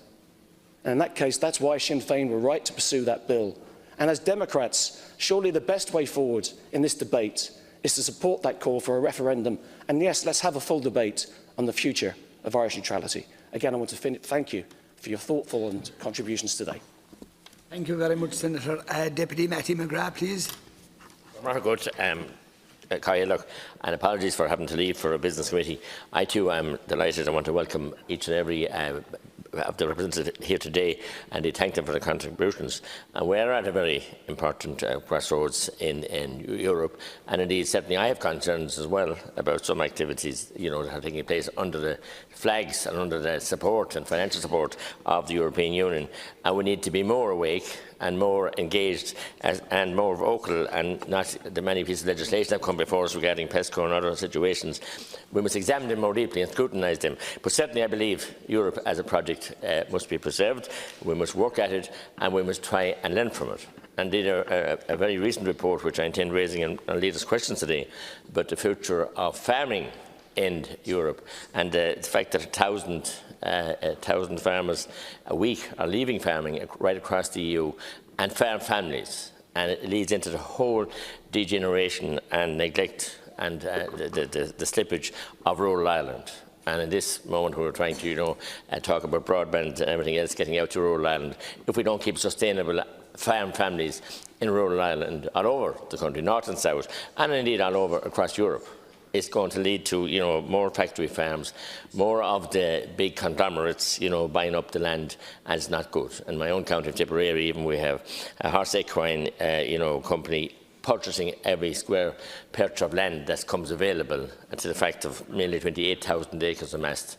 And while they give employment, and we have great prowess with them in the equine industry, I think it's disgraceful, and we don't have a land commission or any land agency now to watch and monitor and curtail what's happening. The family farm was the lifeblood of Ireland, and indeed in our two previous recessions prior to the one that we just come out of, it was agriculture that led us out and took us out, with the support of the EU, I might add, but they were always there on the family farms, and there were people working in the land and in the parishes and in the community, because every pound that goes into agriculture is spent locally, and and then they support the schools, the clubs, the tourism industry and everything else. So I think it's time we have discussion, and again to thank all our visitors for coming here today. And it's, I think, my first time being in this, speaking in this new Senate. So and I'm delighted, and it's an honour to be here. Thank you, Chairman. Thank you very much, Deputy. Senator Higgins, please. Thank you very much, and thank you to everybody who's come and who's contributed. I think in terms of security and defence, it's not a stark situation. It's more that there are real choices and priorities to be made. It is true that Europe came out of a project of peace, and the wonderful thing about Europe was that after literally thousands of years of conflict, countries who in some cases had hundreds of years of war against each other, people decided to come together and see how can we look to live together in a more peaceful way, in a more constructive way. That is absolutely true, and there is an incredible legacy of peace in the European project. However, being European and being part of the European project means thinking about that constant question of how we live together, being critically present and asking critical questions as you have. That is part of being, what I think being pro-European is about, caring enough about Europe to care about the decisions it makes. And there are really important decisions being made, and there are priorities and concerns. At the moment, there was a decision for Ireland to opt into PESCO. It wasn't required to opt into PESCO, it chose to opt into PESCO.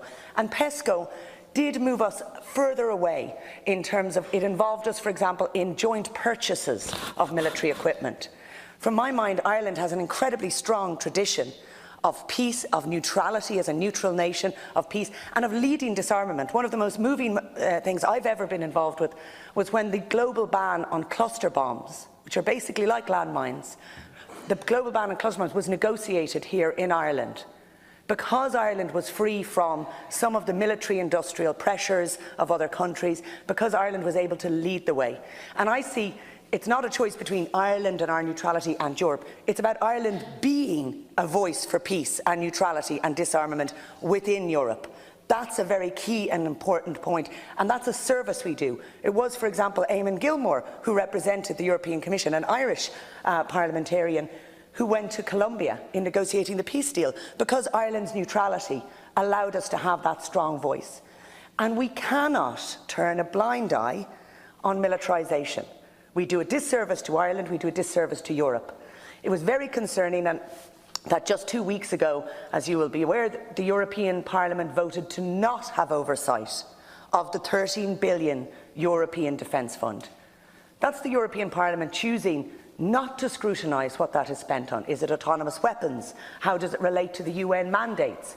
We need to be constantly questioning and asking. And we do need to say, when we have global, and I know we'll discuss it later, global challenges for Europe and the world like climate change, should we be spending 13 million on European defence? And I don't think we should.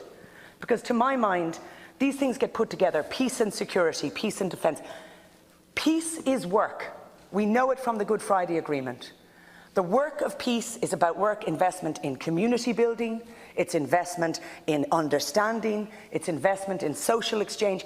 And if we put some of that 13 billion into building of understanding between communities, not just here in Ireland, but looking across, for example, the Balkan states, who have only in the 90s come out of an experience of war, to building that work of peace, that is, to my mind, what's going to deliver for us far more, rather than ramping up some of the military spending on our borders, putting huge amounts of money into Frontex.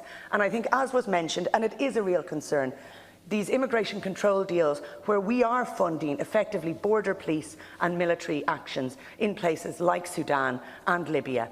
And those are things we need to look to. So there's choices, very important choices. And just today, the outgoing European Commission, the important thing is this is the outgoing European Commission. We will have a new European Commission soon. They need to hear from you about what your priorities are. But for the outgoing European Commission, that's Juncker's Commission that's leaving at the moment, the priorities that they have brought to today's European Council meeting about the future of Europe, what they call protective Europe is number one, and that is a European Defence Union. So we need to be really clear, yes, there are people, high-level people in Europe, who do want a European army. But that's not the same as saying Europe wants a European army, because there are also brilliant parliamentarians, passionate Europeans from every country of the 27 who want to work together on peace. And that's the narrative that we can push, that's what we can strengthen, and that's what your contribution. So what I'd love, if we're responding to you and your question, is to think about what you think the work of peace should be. So not just that we don't want militarisation to the same degree, what do you believe is the work of peace? And that is work from Good Friday, from what we've seen across the world, and how does Ireland lead the work of peace within Europe and make Europe be a champion on human rights and peace? And it is a real choice, but we cannot do that and also spend 13 billion on a European Defence Fund and not scrutinise it. We all have to challenge these issues because we want Europe to live up to its historic, brilliant past and to also shape a better future. And we don't want a Europe that seeks to simply, the phrase that was used, it's interesting, the PESCO agreement, this is a very important point. In that initial agreement, the words peace and peacekeeping were not used even once. I come to my second. They were not used even once. I think we need something that isn't the PESCO agreement, but is a European mandate on peace work. And that should be the centre point for Europe's next 5-year strategy. So, again, I'd love your thoughts on that work of peace. Thank you. Thank you very much, Senator, and thanks to all of the members. And I'd just like to, before I go for your response, I'd just like to ask you, would you consider that by Ireland participating in PESCO, particularly concerning the likes of cybersecurity, that this actually impacts on our neutrality? Could I go to now, not in any particular order for your response, and I definitely not cut you short because I do not want to do that, but we have to be conscious of we are running out of time in this particular session, so just be conscious of that. But at the same time, we want to hear what you have to say. That's why we are here. Yeah, thank you. Whoever wants to go first. Thank you very much. I made a lot of points, so I will try to address all those questions, which are very interesting in one slot. So, defending ourselves. Indeed, territorial defence, it is an issue which, at the moment, we would say it is mandated to NATO. Just if you stood up, we'd catch the microphone better. If you don't mind, please. Absolutely. So, defending ourselves was one of the questions, and territorial defence, it is one aspect which at the moment is mandated to NATO.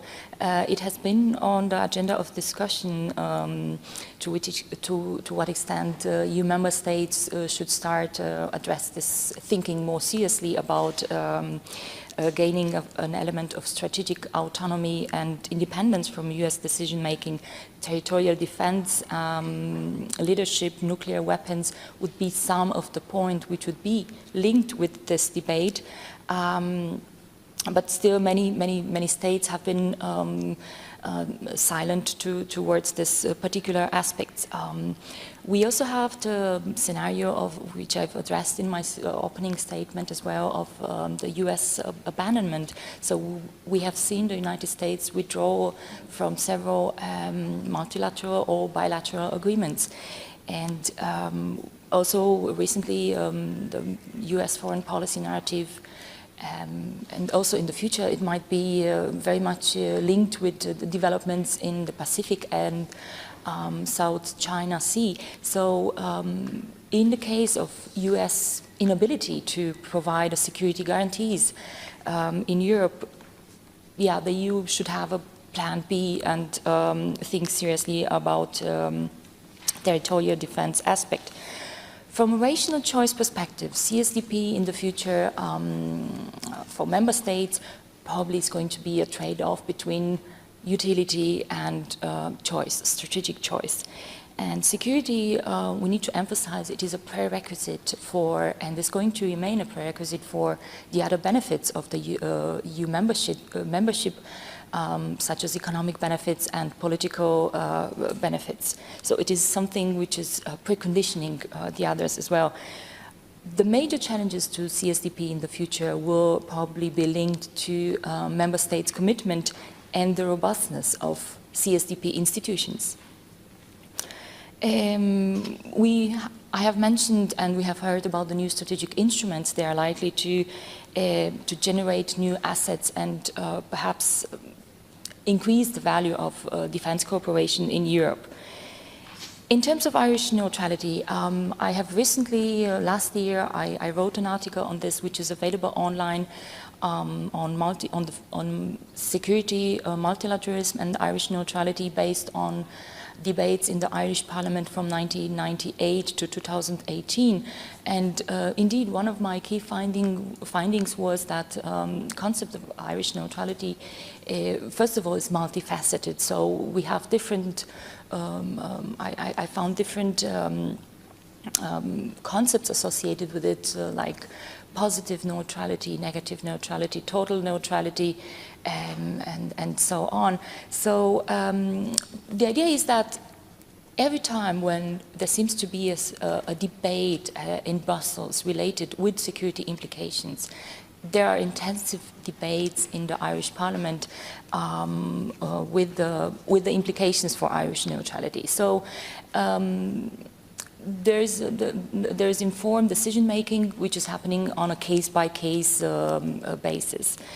And surprisingly, or maybe not so surprisingly, Irish neutrality is strongly linked, was found to be strongly linked with UN peacekeeping and stabilization mission.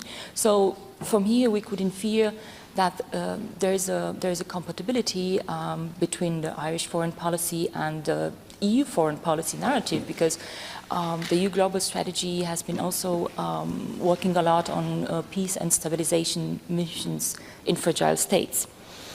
We have heard of, or statistics, recent statistics show increased Irish support or support of Irish people for CSDP.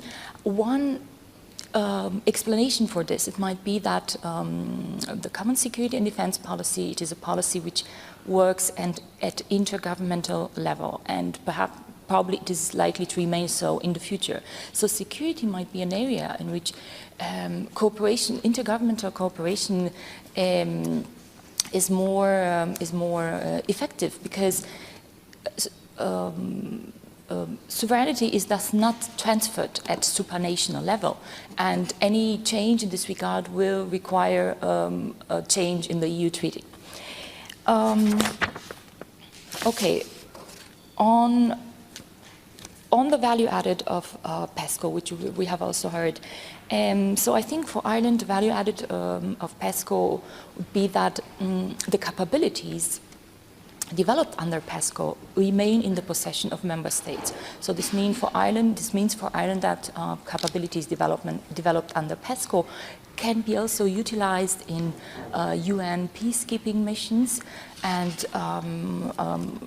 also other missions. At the moment, as far as I know, and since 1973, since Ireland joined the European Union, it has been quite active in providing personnel and staff to EU civilian and military missions, or not only EU, but international civilian and military missions. As per December 2018, there were about 650 Irish personnel deployed to such missions. Okay, so on Brexit, because a lot of my research recently has focused on the implications of Brexit, and I recently co-edited a book with my supervisor, Professor John Doyle from DCU, on this. So Brexit will transform relationships between the UK and the EU from multilateral to bilateral.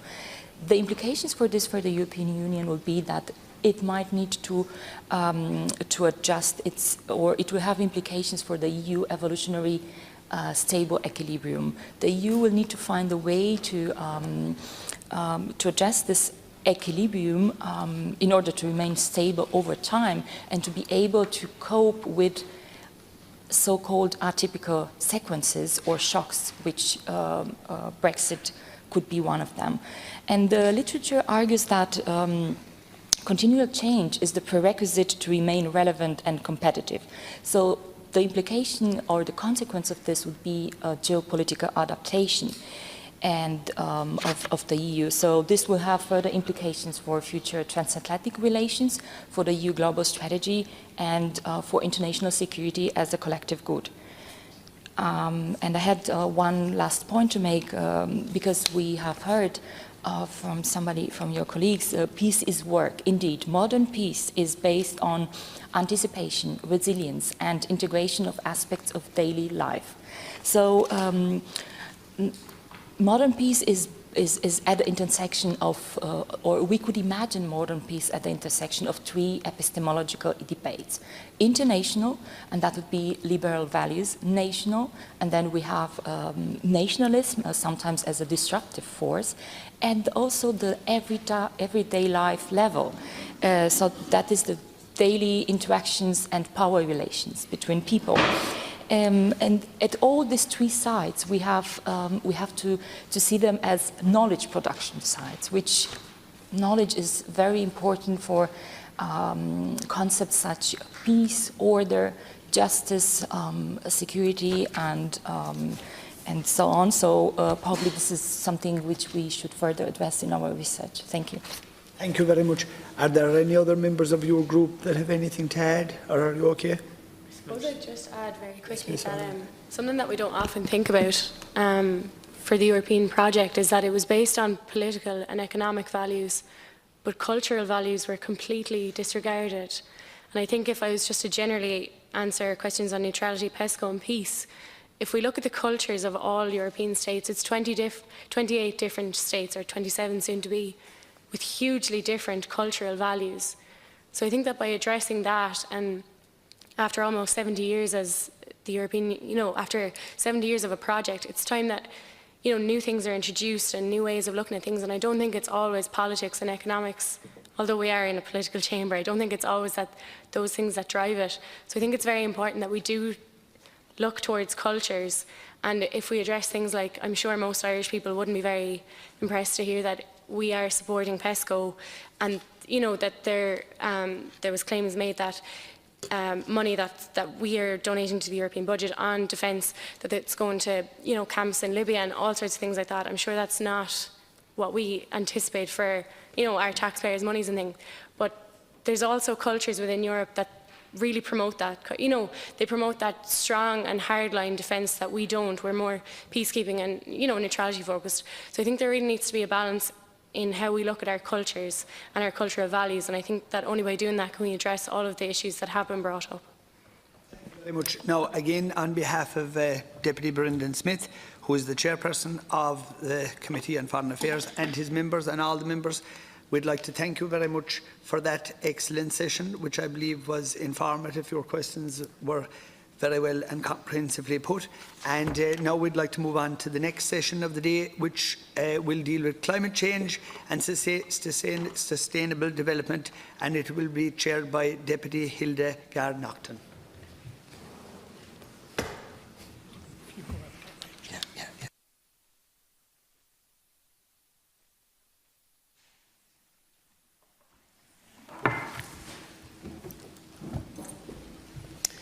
Thank you, Deputy, and I'm delighted to be here this morning to chair what is a very important session, and thank you all for coming before us here for what has been a very informative engagement. So, as you know, my name is Hildegard-Naughton. I'm chairperson of the Special Joint Oireachtas Committee on Climate Action. This committee was set up to consider the Citizens' Assembly report, and we published a cross-party report on the 16th of April, which I believe is the beginning of a new era for policy direction in relation to how the state deals with climate change. So, as you know, Minister Richard Bruton is now working on an all-of-government action plan in relation to rolling out these policy changes that will be critical for for this and future generations. So I'm not going to delay, because I know we have the clock is ticking, and my colleague Caoimhín Ó Caoláin is waiting to step in to chair his session. So I'm going to introduce our speakers. Our first speaker here is Pádraig Flattery from NUI Maynooth. We also have Axel Leahy from NUI Galway. We have Louise Fitzpatrick from UCD, Conor McGuckin from UCC, and Caroline Moran from DCU. So our first speaker will be Mr. Pádraig Flattery, and I'll ask you, Pádraig, to make your opening statement. Thank you. So I'd like to thank the Ceann Comhairle and the committees for inviting me to speak. I'm a PhD student at the Maynooth University Department of Geography in the Icarus Climate Research Unit. And my work is a drop in the ocean of climate change research being undertaken around the world every day, which all bolsters the consensus that climate change is happening, it's urgent, and that human activities are responsible. I've been asked to speak to you on the topic of climate action and sustainable development, and when I first read this topic, I immediately thought of speeches made by the young Swedish climate activist Greta Thunberg, who has helped mobilise a generation against the actions of their governments by holding weekly school strikes. At her recent speeches to the World Economic Forum and the United Nations, she told the delegates, "I want you to panic." In the brief time I have, I will try and explain the scientific basis behind why she wants you to panic and how climate action and sustainable development must be embraced to create a sustainable future for the next generations. So the IPCC, the Intergovernmental Panel on Climate Change, state that we must keep global warming to 1.5 degrees above pre-industrial levels in order to avoid potentially catastrophic climate change. Warming of more than 1.5 degrees increases the likelihood of climate tipping points being triggered. These tipping points are thresholds that, if exceeded, can fundamentally alter the state of the climate system. So to give you an example, one possible consequence of warming above 1.5 degrees is the thawing of permafrost in the Arctic, a process which is already underway and which releases vast amounts of methane, which is over 25 times more powerful as a greenhouse gas than CO2. And it will result in significant irreversible warming and is likely to trigger the collapse of other systems, including the melting of the Greenland ice sheet. This ice sheet is already melting more and more each year. If temperatures increase and the ice sheet reaches a point where it will melt entirely, we will be committed as a planet to 6 metres of sea level rise. If we allow this to happen, there will be unimaginable global consequences which pose a genuine existential threat to humanity. When people hear climate scientists speaking about these changes in the Arctic and Greenland, they wonder how it relates to us here in Ireland, but these sea level changes will be felt on a local as well as a global scale, and our coastal cities will be threatened. If we don't take action to prevent this happening, it will not matter which country did not meet their targets or which national interest was prioritised. We have already warmed by around 1 degree and will reach 1.5 degrees of warming somewhere between 2030 and 2052, meaning we have a decade to make radical changes to our economy and way of life. The reality is clear. As members of the EU, we're committed to reducing our emissions by 40% compared to 1990 levels by the year 2030 in just 11 years' time. The EU has set the goal of an 80 to 95% reduction in emissions by 2050. Current Irish policies are not aligned with our goals. And while the EU as a whole will achieve its 2020 emissions target, Ireland will significantly overshoot ours. This sets us up to fail at achieving our future targets, and the longer we wait, the more difficult it becomes. By encouraging sustainable development, we need to ensure that all members of society can reduce their carbon footprints by decarbonising public transport, energy generation and agriculture, to give everyone the opportunity to make the right choices regarding their emissions. While grants for new electric cars are good and encouraging, how many people can realistically avail of them? The importance of a holistic approach to adaptation is emphasised by the following statement from the IPCC in 2018. They say, if poorly designed or implemented, adaptation projects in a range of sectors can actually increase greenhouse gas emissions and water use, increase gender and social inequality, undermine health conditions and encroach on natural ecosystems. These trade-offs can be reduced by adaptations that include attention to poverty and sustainable development. The Joint Committee's report on climate change and cross-party action echoes this sentiment in its call for a just transition to a green economy. We need to safeguard the lives of all of our future citizens. We're the first generation to feel the effects of climate change and the last generation who will be able to do anything about it. Individuals can and do take action, but the onus is on politicians to find solutions, create dialogue and work towards our common goal of creating a better world for us all. Sustainable development is not only possible, it's essential if Ireland is to maintain our green reputation on the world stage. As shown by the Committee's recent report, transition to a green economy is an opportunity for economic growth and job creation in both rural and urban Ireland, and this ought to be embraced for the benefits it will bring. The recommendations of the report are far-reaching and inspiring and must be implemented urgently. from citizen-scale efforts of retrofitting homes and renewable energy generation to a national push for offshore wind generation and the decarbonisation of our economy. As a direct result of protests by the Extinction Rebellion group just last week, the UK declared a national climate change emergency. This was closely followed by Wicklow County Council, who announced a climate and biodiversity emergency last week. This shows us that there's hope, but time is running out. Thank you. Thank you very much, Pádraig. And now I'll call on Axel Leahy. So, first of all, good morning and thank you for giving me this opportunity to speak, and hopefully you'll understand the French accent, so it won't disturb you too much. So, I'll start. So climate change is urging us to take actions and to radically change our way of life. Such actions and policies will require unprecedented levels of collaborative decision-making between all actors in society, including the general public. Yet, voices of local communities are still, in 2019, facing brick walls. As European citizens, we need to be given the opportunity to actively participate and to have a real input on decisions that have an effect on our daily life. We know the positive effects that public participation can have. We know, for instance, that local communities can substantially enhance the quality of decision with locally grounded and value-based knowledge. We should not see decisions tailored to reduce our vulnerability to climate change as purely technical. This is not to say that the role of experts, their role is crucial, but common technical approaches to decision-making, such as cost-benefit analysis, cannot be the sole remedy to our problems. Often, the real value of assets and landscapes can hardly be monetized and summarized into graphics, as they will have a deeper value, a deeper meaning for local communities. And moreover, we should not forget that local communities are situated at the forefront of climate change, being the first to experience damage from storms, flooding, erosion, or biodiversity loss. So why should they be kept silent? Public participation is a democratic right, after all. The problem is that today, conventional forms of public participation do not work. First, uploading a document on a website and then asking people to submit comments or suggestions does not guarantee that these submissions will have any effect on the decision. And second, and most importantly, these forms of engagement do not resonate with most people. Do you think that people of my age regularly check the website from their local authority?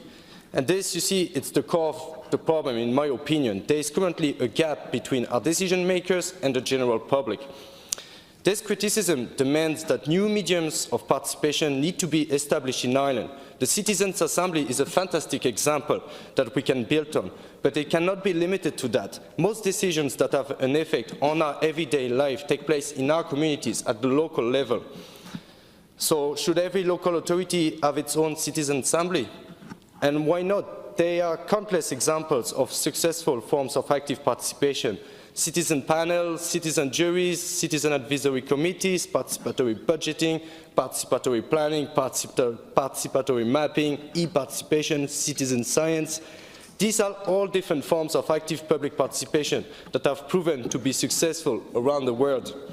So why should we limit those examples as isolated case studies rather than trying to make them the common practice in a country? The ball is in your court. People, including the young generation, as it was mentioned and as we recently saw with the school strikes for climate, are willing to engage in climate actions.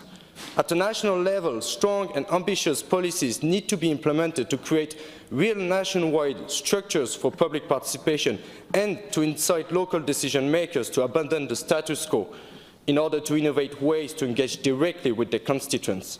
So I'll finish with that. Yes, climate change represents one of the greatest challenges of our century.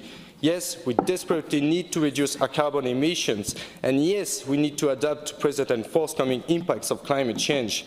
But decisions aiming at driving this societal change cannot take place behind closed doors.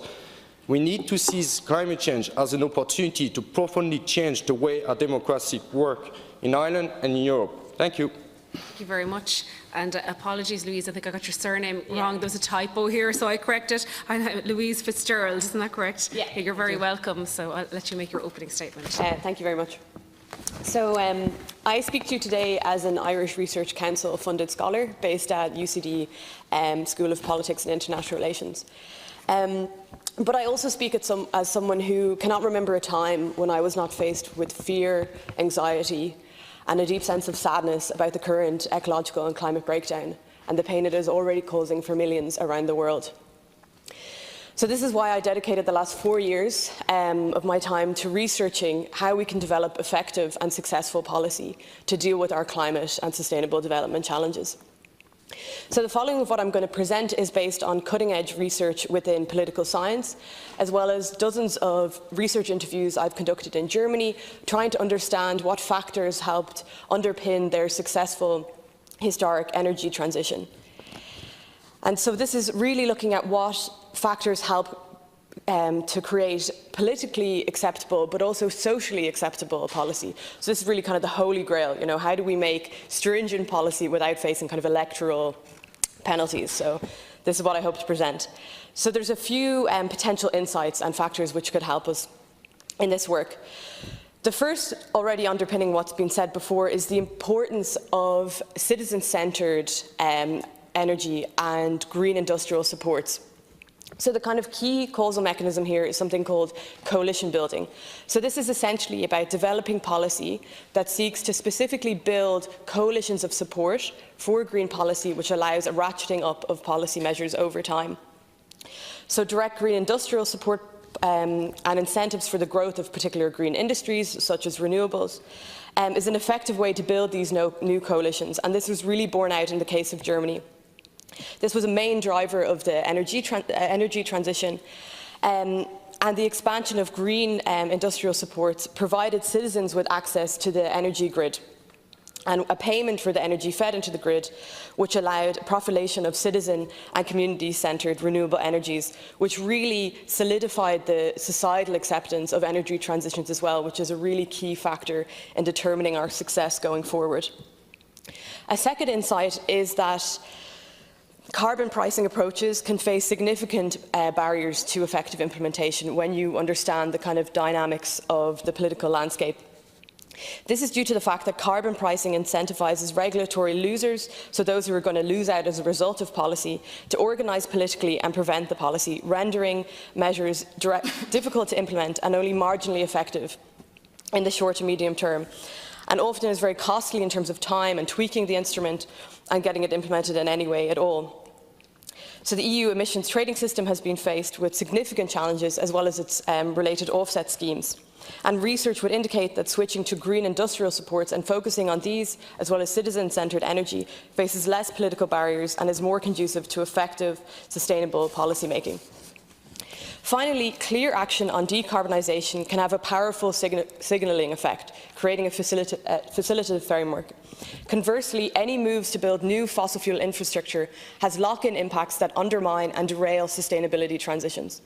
In this instance, it is important to note that natural gas infrastructure projects planned within the Projects of Common Interest list of the EU, including a liquefied natural gas terminal for the Shannon, will categorically impede our ability to decarbonise in a timely manner.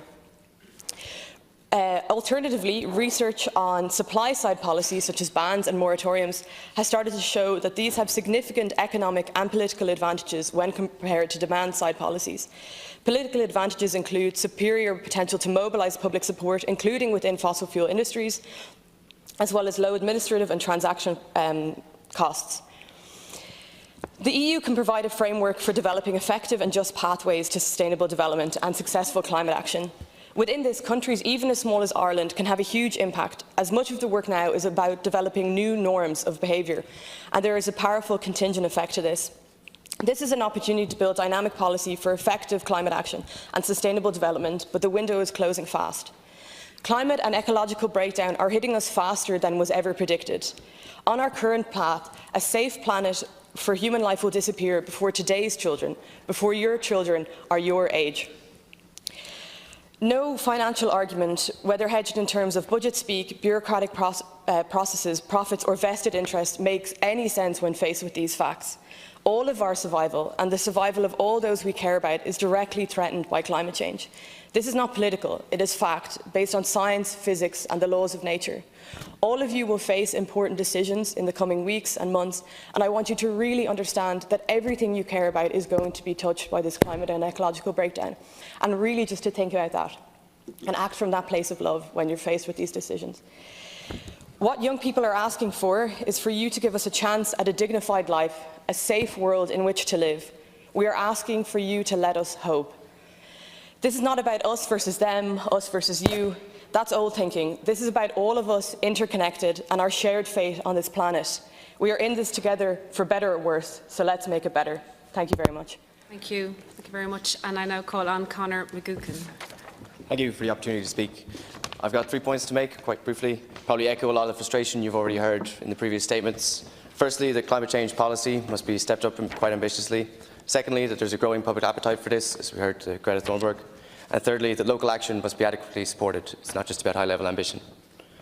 Today, as you probably already know, your European leaders are meeting in Romania to discuss the future of Europe. At this summit, 8 countries and 210 cities have urged national leaders and the European Council to adopt a zero emissions target for 2050. This follows on from the European Commission's report last November, which had a number of pathways to net zero emissions by 2050. It is an essential commitment if we are to avoid the apocalyptic narratives of climate change, as it is up to us, the EU27, to lead the way. This is a responsibility that Ireland has miserably failed to meet.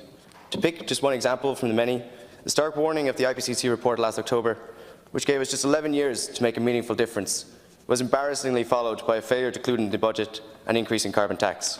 This reflects the lack of political leadership that has slowed progress with climate policy across the world.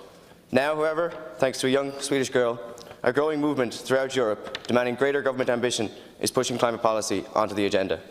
More recently in Ireland, the fact that the recent report published by the Joint Oireachtas Committee on Climate Action achieved an all-party consensus is a significant milestone. Along with this, the All-Government Action Plan being prepared is an important step in the right direction. However, achieving political consensus is not the final hurdle. We must build from here to secure social consensus. While high-level ambition is essential, understanding what this means at a local level is an area where a lot of us have a lot to learn. This is the focus of my own personal research, exploring new ways of energy system modelling and planning that account for local values and perceptions, addressing some of the flaws in our planning and decision-making processes that Axel pointed to, with the opposition to infrastructure projects like large-scale wind and overhead pylons. As noted in the 2015 Energy White Paper, there is an increasing recognition of the value that effective communication and a participative approach can bring to the development of energy infrastructure. This has been echoed in recent policy with repeated references to phrases like energy citizen or community engagement. I'm sure we can all agree this is a very welcome narrative and undoubtedly very important for the energy transition. However, on the ground, within communities, there are a number of constraints that are hindering any meaningful progress. I would now like to list some of the key challenges and opportunities compiled from my own personal research and that of some of my colleagues. Firstly, the volunteers are required, but depending on them will not be adequate. These people, as local champions, are often part of a number of community groups and are already stretched. The existing community networks are a huge opportunity, but they must be engaged in a respectful manner. Secondly, to reiterate that point, core funding is needed. Regular funding must be made available for the administration and coordination of community energy groups if they are to function effectively.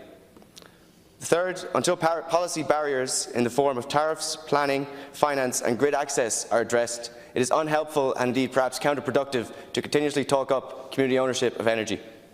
And finally, closest to my own heart, community energy does not guarantee community acceptance, but a more transparent and inclusive decision-making process can help ease tensions and inspire positive action. To summarise my statement, firstly, I noted the need for European leadership in stepping up ambition. Secondly, I touched on the noticeable growth in public appetite for meaningful climate action. And thirdly, that national leadership, extensive local engagement and clear benefits for communities are essential in driving the energy transition. Thank you. Thank you very much. And our final speaker in this section is Ms. Caroline Moran. Thank you. Dear members of the Seanad, thank you for the opportunity to speak here today. Last September, I began studying in DCU on the Climate Change Masters programme. I've always been interested in reading up on environmental news, and I'd over a few years become increasingly concerned about climate change and environmental degradation. Since beginning the course, two things have happened. I've realised how bad the situation is, but also there is still hope. It has really hit home for me that there needs to be a fundamental change in our society if we are to tackle this problem in the short amount of time there is left to effectively halt the worst of what could happen. In Ireland, we are seen to be at the back of the pack, and rightly so, but the recent Joint Committee on Climate Action report is a welcome step in the right direction. We can learn a lot from our European counterparts, what has worked and what hasn't, and we can build on that in an Irish context. Firstly, I believe effectively communicating the challenges and opportunities to citizens is the most important step. There's a lot of fear and misunderstanding around climate change, but public debate of what must happen to transition to a low-carbon economy is essential. We need to have open conversations in the media and at the dinner table about how we must change the status quo and the best ways to do this for our local communities and large-scale industries.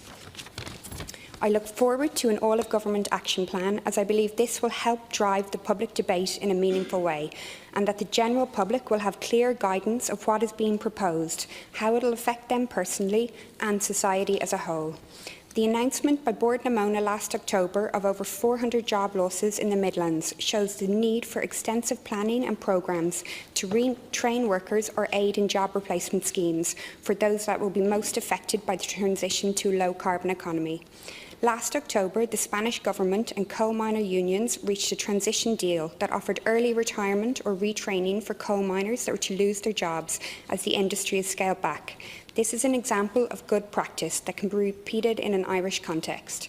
As some industries are going to be disproportionately affected, such as agriculture and peat production, there will be more opportunities for green jobs, and these must be embraced. Workers who feel their livelihoods are being threatened need to be engaged in what happens, but at a community level there must also be a discussion.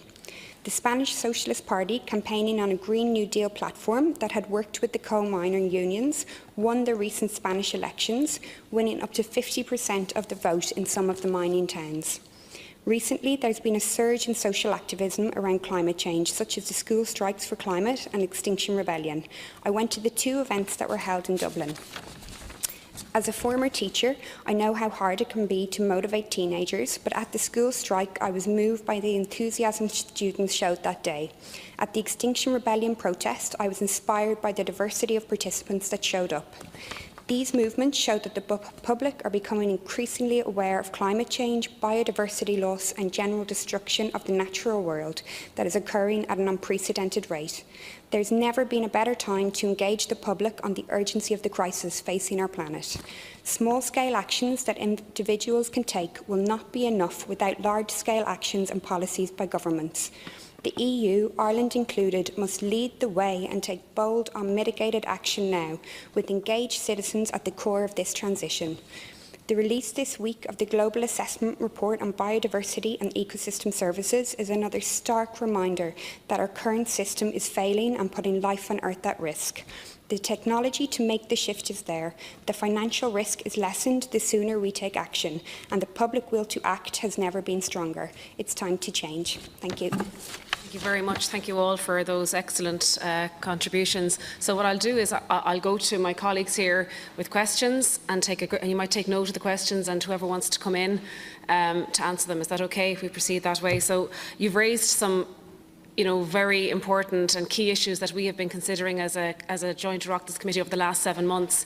And one of our key concerns, I think Louise mentioned there, was the price of carbon. And it was although it was a very small part of our work, it was a key concern about protecting the most vulnerable, about having this to be politically palatable and bringing people with us, and to not make mistakes we made in other areas in engagement in that community, bringing people on board. And that's, I think, where these conversations are really important for us. We have really a body of work to do, we see that, but it's only the start, and that community engagement and how we communicate to the citizen is really important, and protect the most vulnerable, those facing fuel poverty, for example, key sectors who are going to find that transition hardest, be it in the peat industry, be it in the farming community, in rural communities.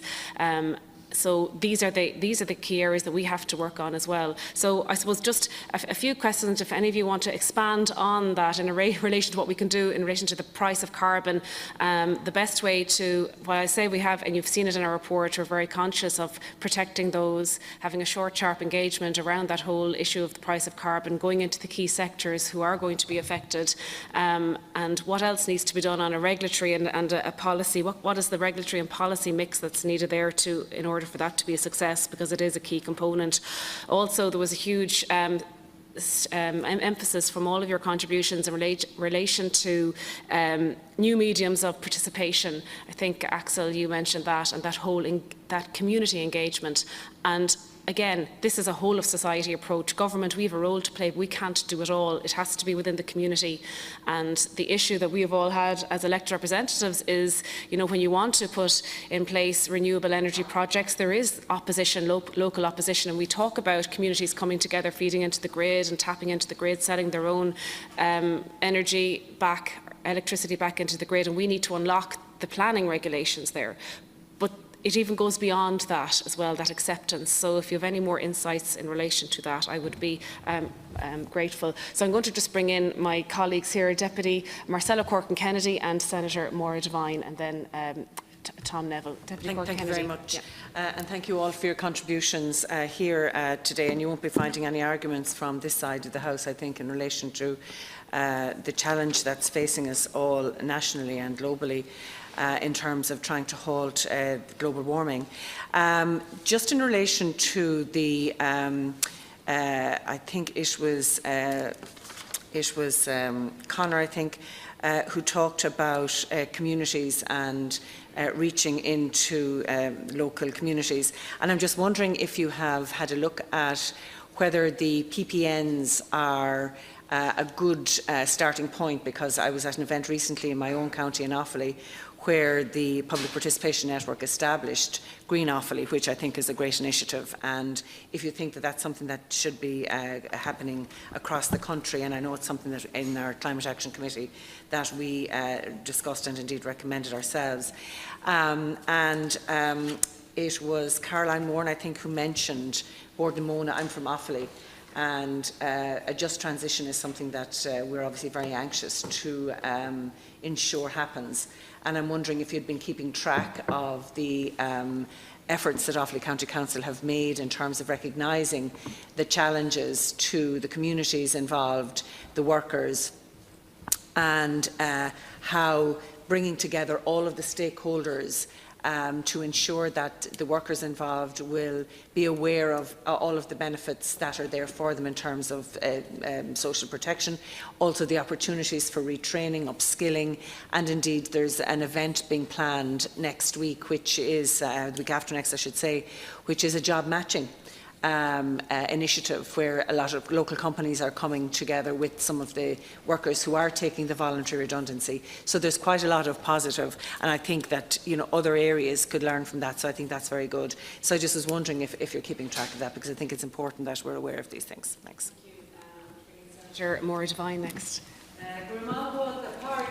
Louise, Caroline, August Connor. I'm a member, still a standing member of the Climate Action, and it was we were the black sheep of the committee perhaps, and we voted against on the carbon tax. But overall, we did 90% of very collaborative work together. So it was the just transition. It was the imposition of what we'd see as on the less fortunate people who are struggling, that the carbon tax would be the burden of. But however, I think I would like also perhaps somebody to maybe think about and expand, but I know coming from a health perspective, the emergency that is in our public health because of climate change, it's happening today and it's just going to be so harmful tomorrow to the entire communities, and it is about communicating with communities. The instance of heat waves, of floods, storms, the deaths belong to that, but also the day in, day out worldwide epidemic of asthma and respiratory tract infections, diseases, COPDs. There's a lot of issues there that's obviously to do with the pollution that's going around in our world, the quality of the water that we're drinking, and the threat to all of that as we go forward. It's costing, the World Health Organization has said, significant billions per year, with billions of deaths, well, millions of deaths per year.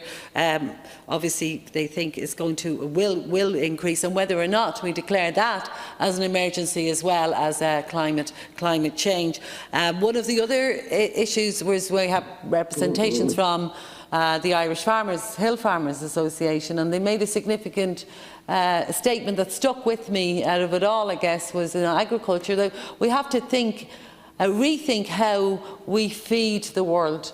That's really important, and it is about perhaps thinking in the 1960s and 70s we didn't have meat every day with every single meal. You know, we couldn't afford it. It was a luxury as well, but it's become such commonplace that we expect it, and yet it's causing so much of the destruction as well for our own bodies health-wise, and also for the environment. And also what strikes me, if you sit down now in a canteen, just ordinary bistro cafe, every single thing is packeted. Where did we stop being communal and sharing a sugar bowl? Where did we stop sharing a milk jug? Those simple, stupid things, they seem stupid, but it's legislation, that's HACCP legislation, that we need to revisit that, because it's so clinical and so clean that it actually is damaging us because we're not exposed to stuff as well, but also the waste of the material to do that. An absolute, I don't know, nonsensical that we sit around and we all have little sachets that we tear apart and just add to the destruction. So simple things like that, and I know it's bigger on a global scale, but those sort of things would be interesting to me. Thank you. Deputy Tom Neville. Here, look, and first of all, to welcome the contributors here today. And also, I suppose, from my own personal, it is nice to be able to address the Seanad. It's my first time addressing the Seanad, so first time for all today. My father in his career spent 8 years in the upper house, so it's a nice privilege to be able to address the Seanad today. And obviously, in relation to an issue that's extremely important, I sat on the Climate Action Committee and will hopefully sit on a permanent Climate Action Committee chaired by Hildegard here. I want to welcome you today and your address to us. I started a huge journey of discovery in the 8 months that I sat on the committee. My own knowledge was pretty minuscule when I look back on it now in relation to this and all the parameters and the facets that accompany this. Again, you're preaching to the converted in relation to the timelines we need here and that the action that needs to be put forward. I am struck by one of the presentations here this morning in relation to consultation and building coalitions. I think that is paramount to actually getting success in this. If we do not build a coalition in this, if we do not build agreement across all parties and all sectors of society, what will happen is a knee-jerk kickback, politically or whatever way we want to call it. It'll be a them and us or whatever way it breaks, and it could set us all back 10, 15, it could set us back a generation, which we don't want. So we were very paramount inside in the committee in relation to consultation and public consultation, be it coalition, consensus. I was very interested in what happened in Germany, what you mentioned about Germany and the coalition, building that coalition between industry and the ground. But we need to get to an even more micro level in Ireland because we're a smaller population, we're more integrated. You know, managing directors of companies are brothers who have farmers, who are sisters, who are teachers. We're a lot more integrated as a society. So what we wanted to propose was town hall type meetings where you have peer-to-peer and community learning between young people and old people, between farmers and doctors and unemployed and people on disability, or across all sectors of society, that would actually educate each other, but from the bottom up or at the same level. Because I don't believe politicians coming into a position where we're on a top-down approach is going to work. Europe has kicked back at a top-down approach. America has kicked back at a top-down approach. So we need to alter our communication style and how we do this. And I think that is paramount, that coalition building. And that's going to take maturity out of people, and that's going to take maturity out of political parties too, to really take a step back from the politics, build that coalition of consensus to actually drive this through. So I'd be interested in hearing more in relation to the coalition building that happened in Germany. Thank you, Deputy Neville. Senator Michelle Mulhern. Look, I'd just like to welcome our guests here today who have spoken very passionately, and as you said, Cathaoirleach, look, at the outset, these are issues that we've considered in considerable depth in relation to the report, and the need for action and the need for us to live in a more sustainable matter is at the heart of it, which we haven't been doing for years, and we have particular fallout because of industrialisation and so on. And, you know, I think if most people were surveyed in general, and you look at the targets under Paris Agreement and that, everybody agrees. Everybody agrees. But it's when you start to drill down as to who's going to take the pain and who's going to take the cost, that's where the problem arises. So, you know, that's where we have to get to now if we want to see action. But as Deputy Neville said there has to be consensus. And recently I attended a climate action forum of secondary school students in my own County Mayo, facilitated by GMIT and the County Council and their climate action officer there. And we were sitting around a table, and one of the issues we were discussing was that particular thing of cost. So we sat down and, for example, talked about transport, about maybe their parents having to get an electronic vehicle. And no matter what grant the state gives, it's still going to cost them more money to change. If they have to change their heating systems, it's going to cost more money. So I posed the question, do they think that this will be acceptable? And they couldn't say that it was going to be acceptable. So, and the other reality politically is that no matter what people say at a certain level in the abstract about targets and about the need to take action, we have it in Canada, Australia, Finland, France, Germany, where when politicians are taking political action, there's a big mainstay of people who don't agree with this. So it doesn't mean that we balk from trying to do the right thing, because we cannot continue to take from the earth something that will not be replenished, and something that is causing carbon emissions, greenhouse gases and all the rest. And we're smarter now, and we have more technology, and we have to be smarter and live more smartly. But the idea that everybody's in agreement is not correct, and it's not even that they don't believe that there's climate action, but they're so concerned with living in the here and now that the additional pressure, and I'm not talking about at the moment, if you're on certain social welfare payments, SEAI can go in and 100% fund certain energy efficiency works in your house.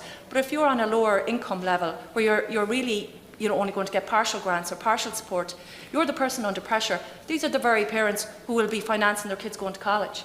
So, where does this money come from? Because ultimately there's going to be a significant bill added on this. We even see it in our social housing programme as we go forward, that the cost, there's going to be additional cost on building houses. So it's cost, and people are already revolting on this. It doesn't take from the message what you're saying, but I think we have to refine our discussion down to listening to concerns of people. And I've raised this issue before, and I don't want to labour it, but I really think that it has to be borne in mind that when you talk about measures that have been required to tackle climate change, you are asking for more to be done by people living in rural areas. You are asking the rural areas to take wind farms. You are asking them to take grid infrastructure. You are shutting down peat-burning power stations, which I have one where I'm from, which closed a number of years ago, and the area is only a shadow of itself economically. Great people, great communities.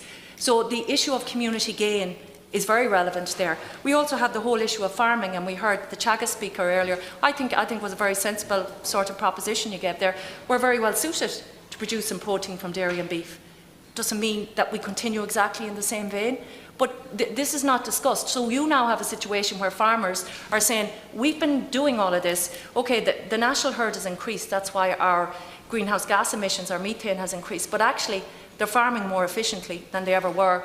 They're to the pin of their collar in terms of any payment in relation to environmental measures, water quality, biodiversity, and they have an appetite to do more, but they feel persecuted.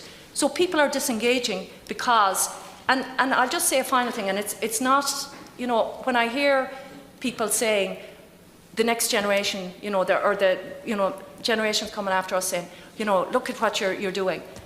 The reality is that parents, these same parents of the kids I was talking to, would give their left arm for these kids.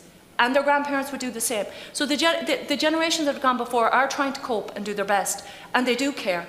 And I think they want to be given some credit for that. And we have to get realistic solutions that take a balance of idealism with the reality it takes to achieve it, and not crush people in the process. Because we will have a revolution, not of the revolution of the guys over in London who perhaps are maybe from more middle class and have time on their hands that can go and do that. The ordinary person, and then you're going to have a whole you can have a whole other set of problems which will take us back economically, and we cannot take from the advances and the lifestyles that we enjoy, and we have to find technology to match that. And on a very positive note, and I think the last speaker on the environment was positive and hopeful, and I would be hopeful. I think us human beings have great capacity to innovate, and whatever, there'll always be issues and problems, but there can be business opportunities here. We see a lot of signals sent out by whether it's the Chinese, the Indian, these major emerging economies, which are major already, basically saying, we have to go in terms of green technology, transport, etc., and that we have to take these signals if we want to participate in the global economy. So we have to be clever as well. So it's not just about misery, it's about opportunities, and it's about living a different way. I think you've highlighted the challenges there as well. Thank you, Senator Alice Mary Higgins. And I'm conscious of letting our speakers come back to respond to us. Yeah. Thank you very much. And again, apologies to speakers that I'm having to come and go from the chamber. But I was very interested in your presentations on this issue. I've campaigned on climate change back in 2008 with Trócaire, when a group of young activists, who are no longer young activists, were going then to demand action. And even then, as was said, even then it's not new. We knew that there were huge impacts on many parts of the world, that many communities were seeing their futures really destroyed by climate change. It is good to see the momentum now, and it's good to see that it is centre stage in the discussions. The real test will be, and again this is about, on Europe Day, about Europe, will Europe place the Sustainable Development Goals and climate change targets actually at the centre of the new European 5-year strategy? And not only that, will it be at the centre of the strategy, and will it also be at the centre of the multi-annual financial framework, which is the European budget? Because simply putting it front and centre for the kind of almost the photos at the moment won't be enough. It will be about, we know in the last period of time Europe spent, the European Investment Bank put 11 billion into fossil fuels. The European Climate Action Fund is proposed to be 5 billion. I'd like people to discuss where the balancing needs to be in terms of where we're investing, and how can we stop taking steps backwards. And we know, for example, the LNG terminal that was mentioned by one of the speakers is an example of something that was funded by European investment funding. So again, how do we get that joined up? And that comes to the questions on public participation. I am very passionate about the idea of new forms of participation, and we do need them, and I like the idea of the town hall meetings. I think they're important. But I also think people should be looking at their local authorities' development plans and putting in opinions as well. I think that's really important, and one of the crucial points is, how do we ensure that the public discussion doesn't stay siloed as a separate discussion on climate, but that we have climate change and climate action brought into the economic discussions which I think was mentioned briefly around budgets, discussions, even what was the closed door idea, things like trade agreements, to make sure that they, procurement, all of these economic decisions are joined up and have climate, that we don't have any steps backwards, basically. I'd love comments from the speakers on that. In terms of the question of the other thing, which is in terms of moving forward, public and private, the comparative roles in terms of the private sector and public, and that was touched on by some of the speakers. So, for example, yes, there may be an electric car industry. It may be more tempting to support because it's an industry, it has the potential to make profit, where public transport might not.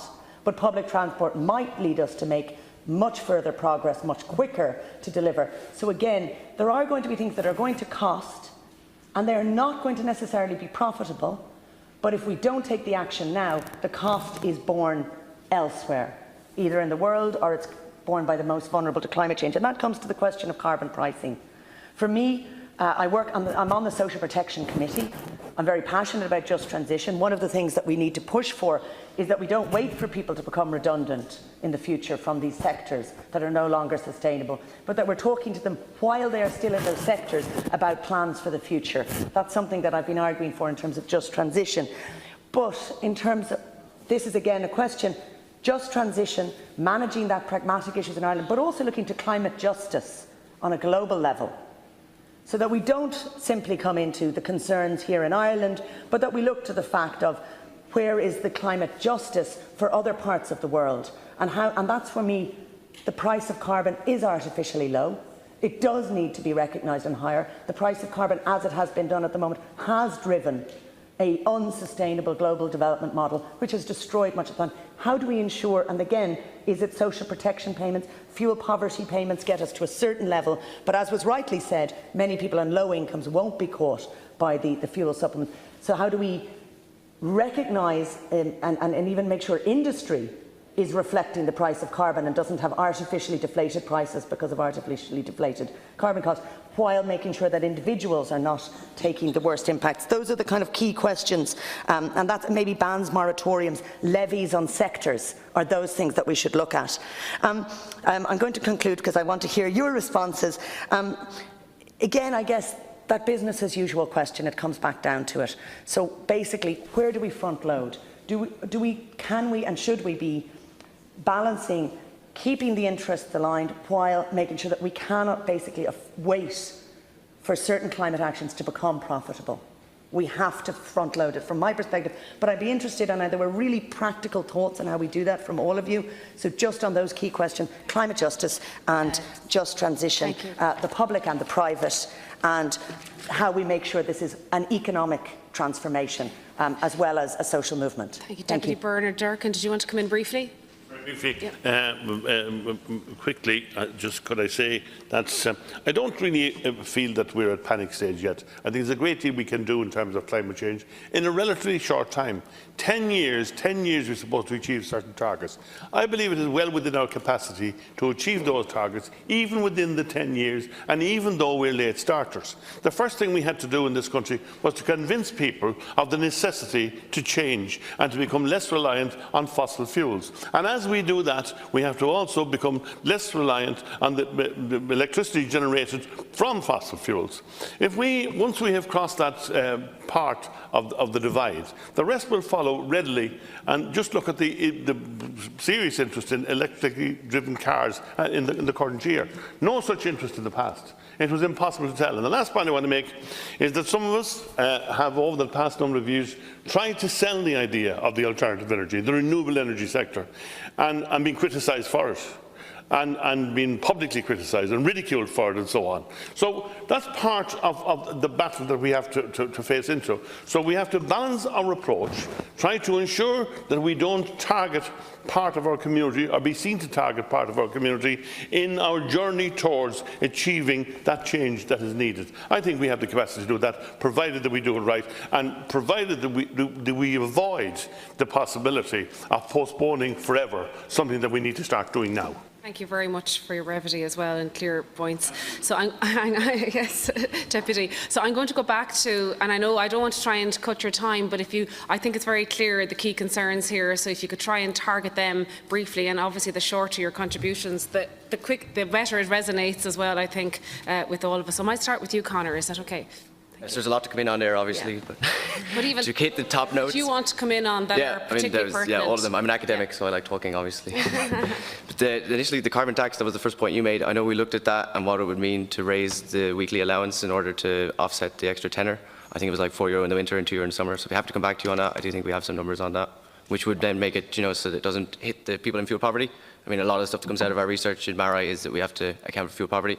I think one of the things about climate change is that it's a cross-cutting issue. So a lot of the problems that you're saying here about how we overcome these, I mean, that's the benefit of dealing with climate change. There are significant benefits, particularly in the rural. Hopefully climate change would mean that we could deal with a lot of the problems around rural degradation, and it can actually help us revive a lot of rural areas. It helps farmers. They can diversify their income if they can generate electricity, or if they can start growing crops, or if they could get paid for the carbon they can capture in their forests. Reforestation is a huge part of achieving carbon neutrality. And also restoring our wetlands again. So if you own wetlands, you can restore that.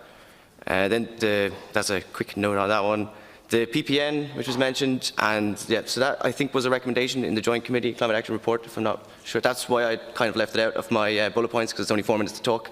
But certainly agree with that we need those town hall meetings, and it is something that's trying to be achieved with the National Dialogue on Climate Change. And it's obviously very important, and this capacity building within communities to have access to impartial experts. These are the facts and these are the challenges that we face, and have an open discussion, which is that's what my open research is about in the Dingle Peninsula, if you're interested.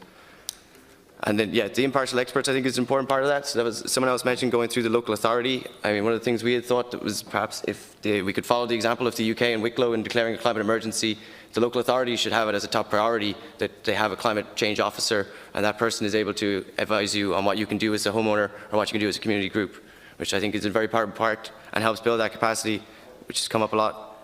And then, yeah, obviously the just transition. Only the middle class being able to access grants, which was kind of mentioned by the Senator there. It's a huge problem. I know in Australia, with the PV grant, the poor were basically subsidising rich people to get solar panels on their home. So obviously you have to be careful to avoid that. Thank you. You hit a lot of points there. Caroline, do you want to come in next? And I'll come around to you all if you all want to come in. Thank you. Yeah, just talking about Offaly and Mayo, and you were saying about peat production. I think it's really important that communities I think you said it as well, that there's plans in place before these peat production is closed down so that the workers have an option of what they could do after, because if it has to change, then they need different options, time to think about it, and at a community level as well, what new industries can be brought into those communities that will benefit the whole community. And I think just on the point of carbon tax, and I think feed-in tariffs for solar PV, I think that's a really important issue, because countries that have feed-in tariffs, the solar PV uptake has been huge. And if people have fuel poverty or there's low incomes, if they won't get supplements, I think if you can maybe, not just a grant, but a feed-in tariff, if they can actually get the profits from that. For retired people, if they're in their homes during the day, then they're using that electricity while it's generated, so that will cut their costs. And for people maybe that are out working, if they're producing the energy and then they're out at work all day, they don't get the benefit. But with the feed-in tariff, they can still have solar power and then they get the benefit in the evening because they're getting the money back. So I think different things like that, especially in rural communities, if we're talking a lot about farmers, if there's spare land, a lot of farmers are leaving the land, then you can have large-scale solar PV that can generate income as well. So I think different things like that, we need to be creative in what we do. Thank you very much. Louise, do you want to come in? Be brief. So kind of on the point of coalition building, what I'm really speaking to is this new understanding, this new dynamic understanding of policy that's coming out of social and political science research, and how we can harness the feedback effects of policy, understanding the political landscape. And this kind of goes beyond just public consultation, which is definitely a good step, but it's also about what policy choices we make and what outcomes and effects they have. And kind of underlying what was already said, feed-in tariffs, for example, have the effect of building powerful coalitions. And in Germany, it was also people who wouldn't be necessarily, green-minded. There was all sorts of actors who became supportive of that policy and really tried to protect it and supported its ratcheting up. And I think it's really important to note this social dimension, because if not, we've already seen with the Yellow Vest movement in France what happens when we don't have this lens in implementing decarbonisation policy. And speaking there again to just transition, this shouldn't be about climate action versus the farmers, climate action versus peat workers. Farmers are on the front line of climate change. They're already experiencing it. We've seen it with the fodder crisis. With regards to peat workers, the fossil fuel age is collapsing, and one way or the other, they're going to be impacted by climate change and climate policy, and we have to do that in a just way. And just to speak very briefly to carbon pricing, again, like I said, this is an understanding of policy dynamics, which I'm drawing on.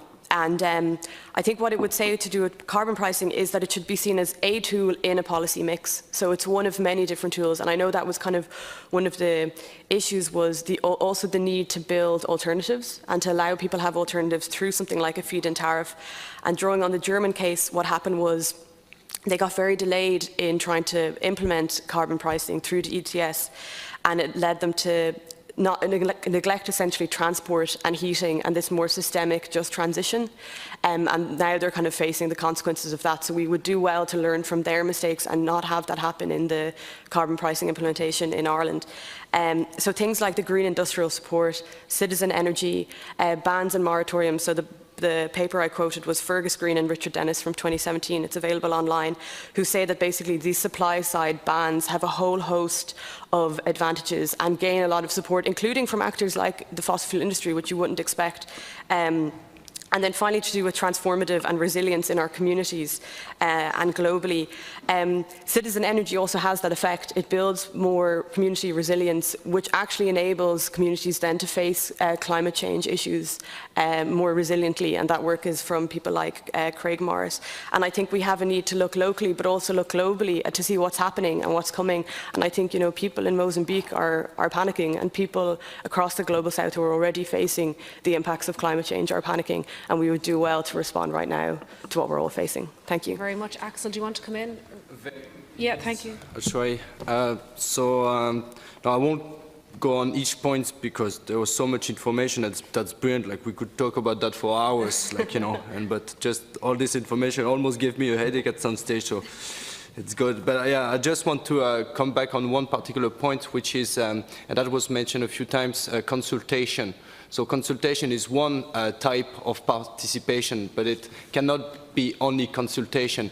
And the fact is, according to my research, and so many different authors and academics have stated that typical formal consultation do not work. There's always, it's not only like the submissions that are not taken into account into the final decision. It's also when does consultation happen? You know, when it happens, when all the options are closed, how efficient is that? You know, so it's also the timing of when that participation happen. I'll just give a very brief example. So last year, you know, the National Adaptation Framework was published, so January 2018. And you know, it really marked the first, the first step of Ireland into that process of building national adaptation, and then the different sectors and the different local authorities. But it was put for consultation. I think it was in September 2017, and it has received 27 or 28 submissions. I don't remember, so that's not a very high number. And again, the submissions are available online. And if you look at those submissions, only 4 were submitted by private individuals. So individuals not representing any organization or state agencies. And that really showed there is a problem because is it the general public who is just not interested with those policies, or is it a lack of communication when it comes to advertise those formal consultation processes? But it is something to be aware. We need to probably go a step further than just consultation. And I know it's a lot of responsibility for local authorities, but this is where it really needs to happen at the local level. Thank you. Very much, Paul. Do you want to come in? I'd just like to say I don't share the opinion of the senator, the member there, who said that there's no need to panic. We have enough time. I think there certainly is a need to panic. We are missing our targets for 2020. We are set up to miss our targets for 2030. And if by 2050 we're to be carbon neutral or to reduce our emissions by 80 to 100%, we are not on track to do that, even by implementing a lot of the recommendations of the report. Just to focus on agriculture, my research was on soils and soil carbon in Ireland, and looking at what effect extreme weather will have on soils. And our natural grasslands are carbon sinks because they are grazed by cattle, because there are cows on them who are providing minerals for the soil and all that. Those soils are carbon sinks, same as our untouched peatlands. But then the cows that are on them are the 7 million cows in Ireland that are producing methane emissions. So I don't understand how we square the fact that we are going to get to carbon neutrality by 2050 if that is still happening, if we still have that quantity of cows. But then we need to also recognise the benefit that the cows have to the soil. So these are complex issues. I think communicating the complexity is really important, especially if we don't want an us versus them, as you mentioned, strategy coming out, because the farmers are certainly looking after their land to the best of their ability, and they wanted to pass it on to future generations. So again, I just think focusing on the complexities of the issue is important, but also recognising the limitations of our current actions is also very important. I think you came in very concisely there in the end and addressed our key concerns, and we'd love to engage with you further through our committee and welcome any evidence-based information that you have. It's all about evidence-based policy now, and I think you've got some great ideas there around the carbon pricing and all of that we need to be listening to, because we need help with this as well. So thank you so much, and I'm now going to pass over to my colleague Deputy Caoimhín O'Quailón for the Joint Committee on Justice and Equality. Thank you.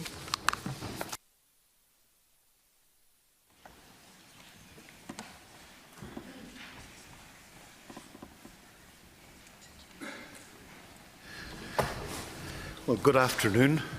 It's got to that point in the day.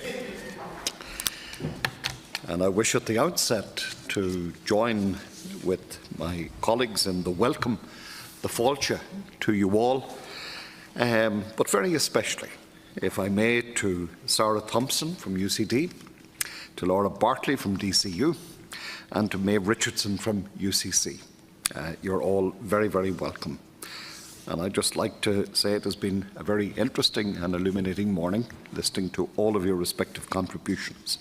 I'd like to also welcome the presence of an ever-depleting number of my colleagues from the Dáil and Seanad. Such is the draw on all our time here within the Houses and committee work. My name is Caoimhín Ó Caoláin. I'm a TD representing 2 Ulster counties, Cavan and Monaghan, and I'm the chairperson of the Oireachtas Committee on Justice and Equality since 2016. Migration is the final topic of this afternoon's session marking Europe Day 2019. This is a very important topic, especially on this day, for as Europeans we have known the reality of migration, most often forced migration, due to war and conflict, famine and disease, and escape from poverty across the centuries. And it is, I believe, beyond dispute that the people of Ireland have known migration and its contributory causes as few others across this continent. This generational awareness, experience and knowledge should contribute to our being a truly welcoming people, giving truth to the claim that we are of Ireland of the welcomes. Sadly, of course, this is not always the case. I'd like to introduce our 3 speakers, and while there is some time issues, there will be no restriction in relation to your intended address. If I have to restrict anybody, it will be my colleague Senator, who is the only one remaining in the chamber. So I will take you in the order in which I've introduced you, and Sarah, if you would like to address us first, please. Now, ladies and gentlemen, I first want to thank you for having me here, for letting me speak to you today. I will present some facts, numbers and maybe some challenges that the EU is facing these days with regards to migration. So to start, the 2015 migration crisis in Europe became a starting point to wider debate on migration in the European Union, but also on the burden sharing and the Member States' responsibilities. The lack of joint action between the Member States have shown that in 2015 the EU has been unprepared to handle this issue, which resulted in disordered migration, human trafficking and tragedy. What do the numbers say? Well, 2.5 million immigrants entered the EU from the non-EU countries in 2017. 4.4% of people living in the EU on 1st of January 2018 were the non-EU citizens. That is 22 out of 512 million people. European Agency for Human Rights reported that the number of irregular migrants crossing the borders has dropped in 2017, when 200,000 people have crossed the EU borders that year, in comparison to around 500,000 in 2016. The number of deaths at the sea has also dropped. However, the emergency remains as the deaths are still continuing at the sea, mainly in the central Mediterranean. What is also concerning is the fact that migrants arriving within the EU borders have been mistreated, and this mistreatment has raised in 2017, with Bulgaria, Hungary and Croatia being the leading countries of migrants' mistreatment. Another issue is the reallocation of immigrants, and the problem of overcrowding has been critical in numerous locations, especially in Greece, France and Italy. Providing adequate housing still remains a challenge, and the lack of cooperation between Member States has a huge impact on how immigration is handled in the EU.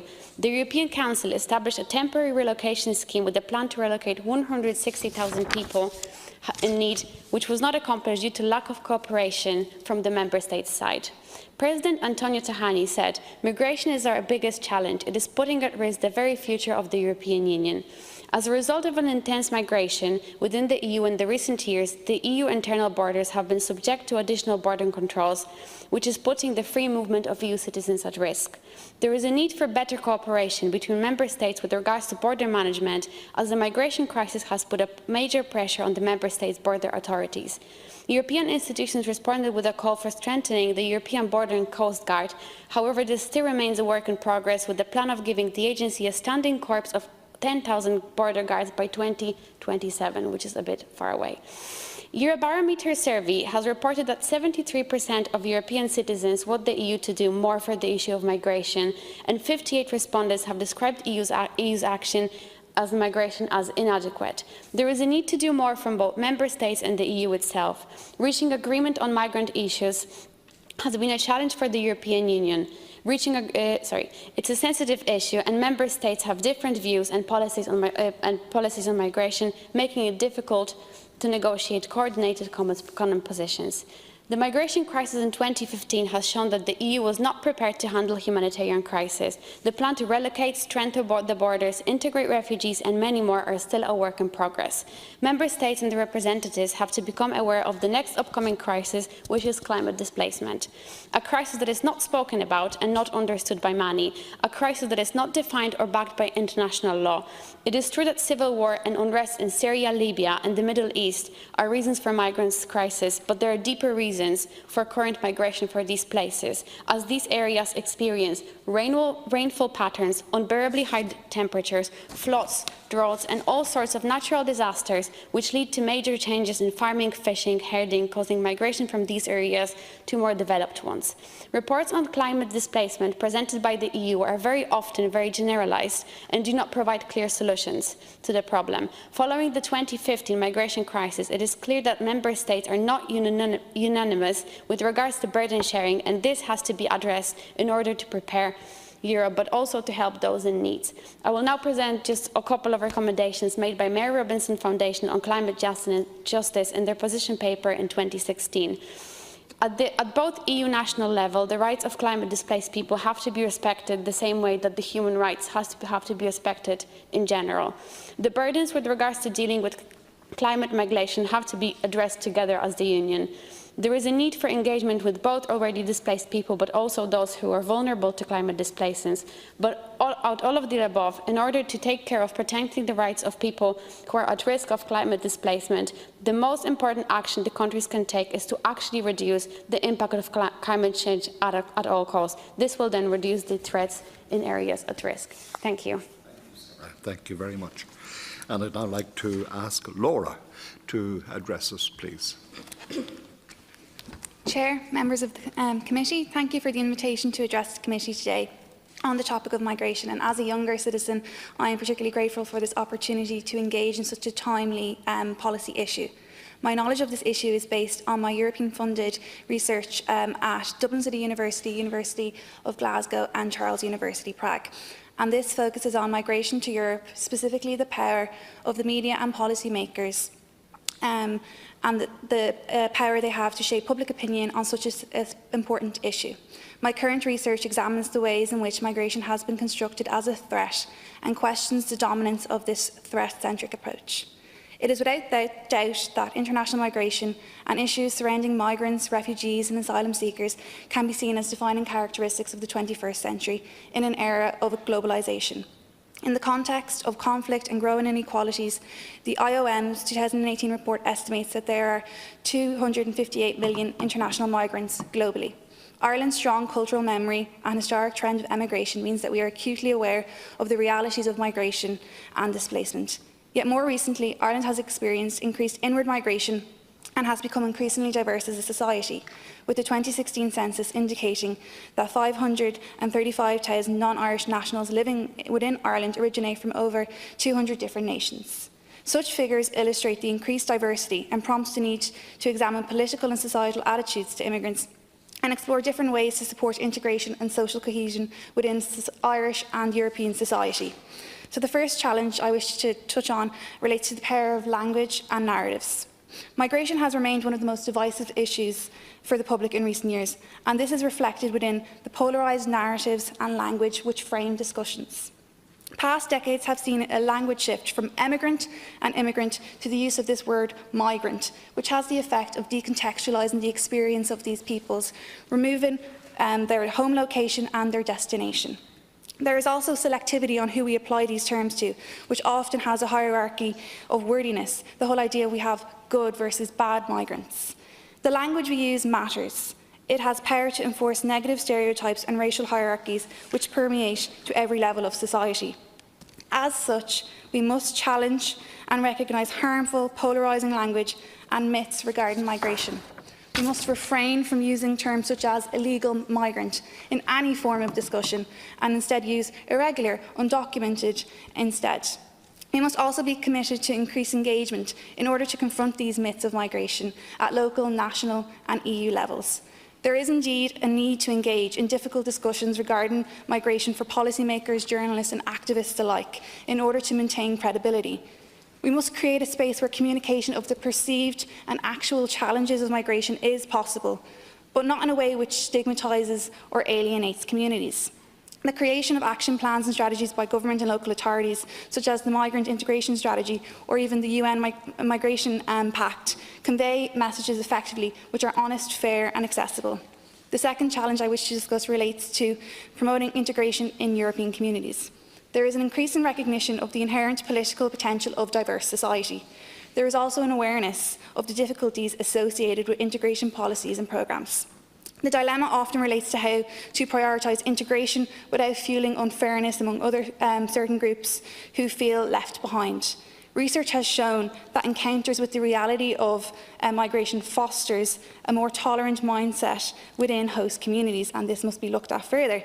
In discussions on the topic of migration, it is often said that it is a two-way street involving both the host community and the newcomer.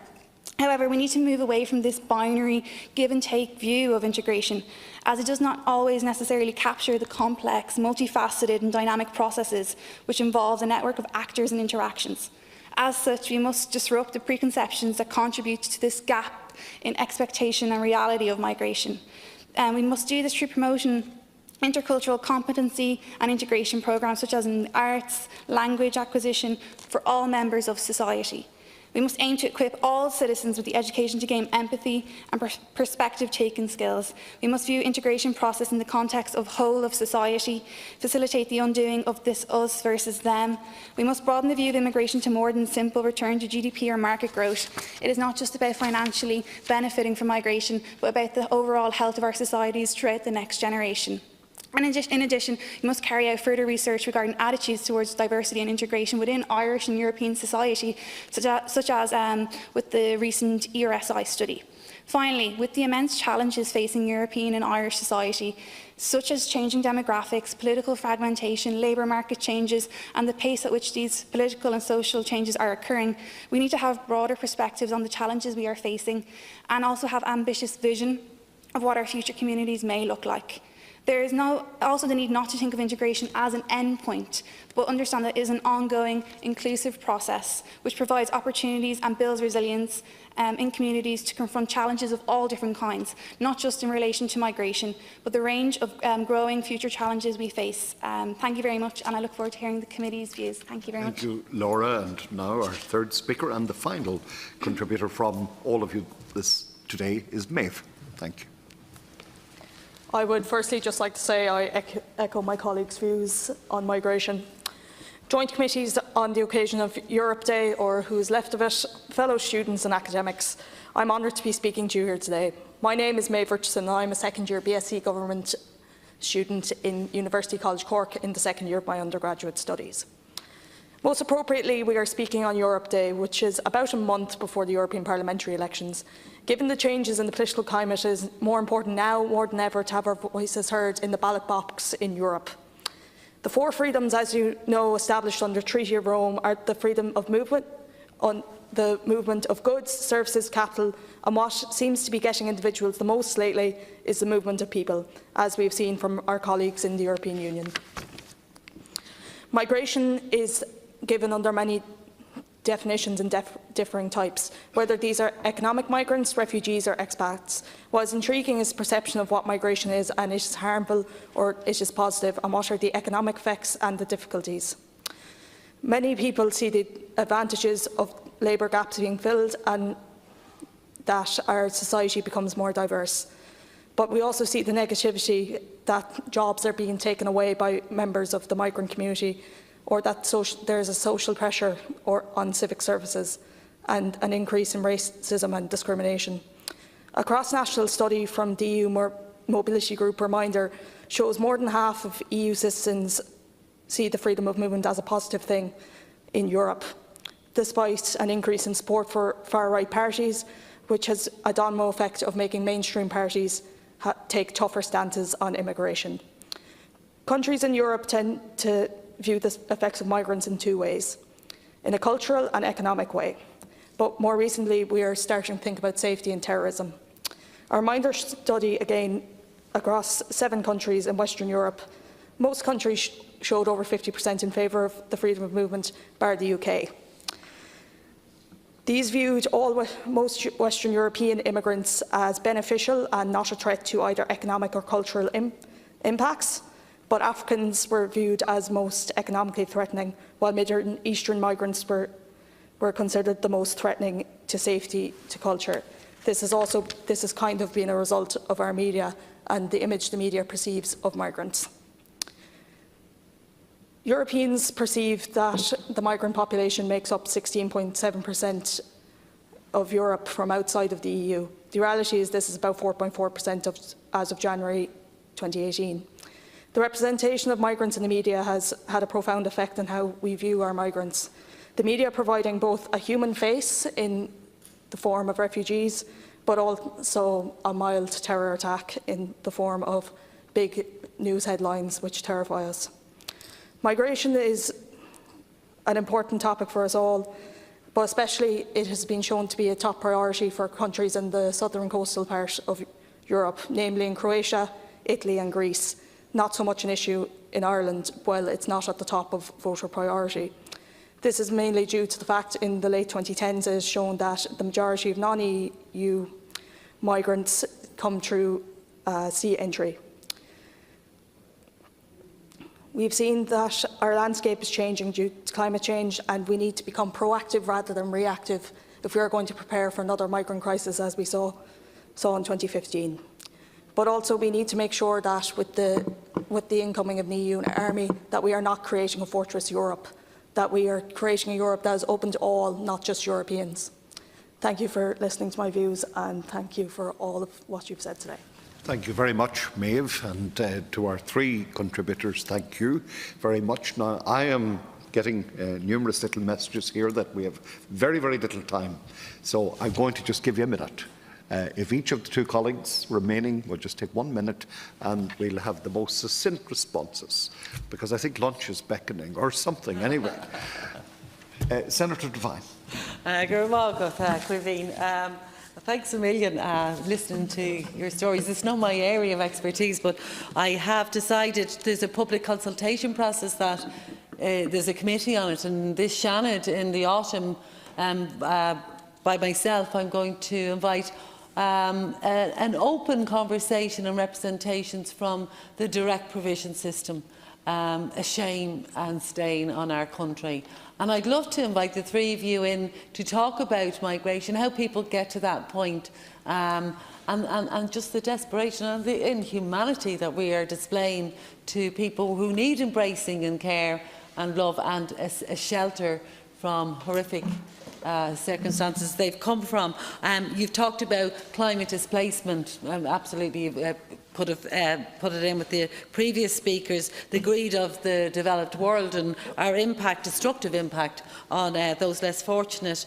I think just to go back to the public consultation in the autumn, it is about changing perceptions here in Ireland. It's about touching on those 40% who believe they are afraid, who don't know. So it is about getting the media to respond and to counteract those hysterical, hateful headlines often. And you touched on how Europe is electing more of the right wing, the Fortress Europe parties. And I know my colleague Paul was over in Hungary recently in the cages, and well, he can explain it for himself, but thank you very much, and I will extend an invite to you because your contribution has been really amazing. Thank you. Thank you, Deputy Devine, for keeping it.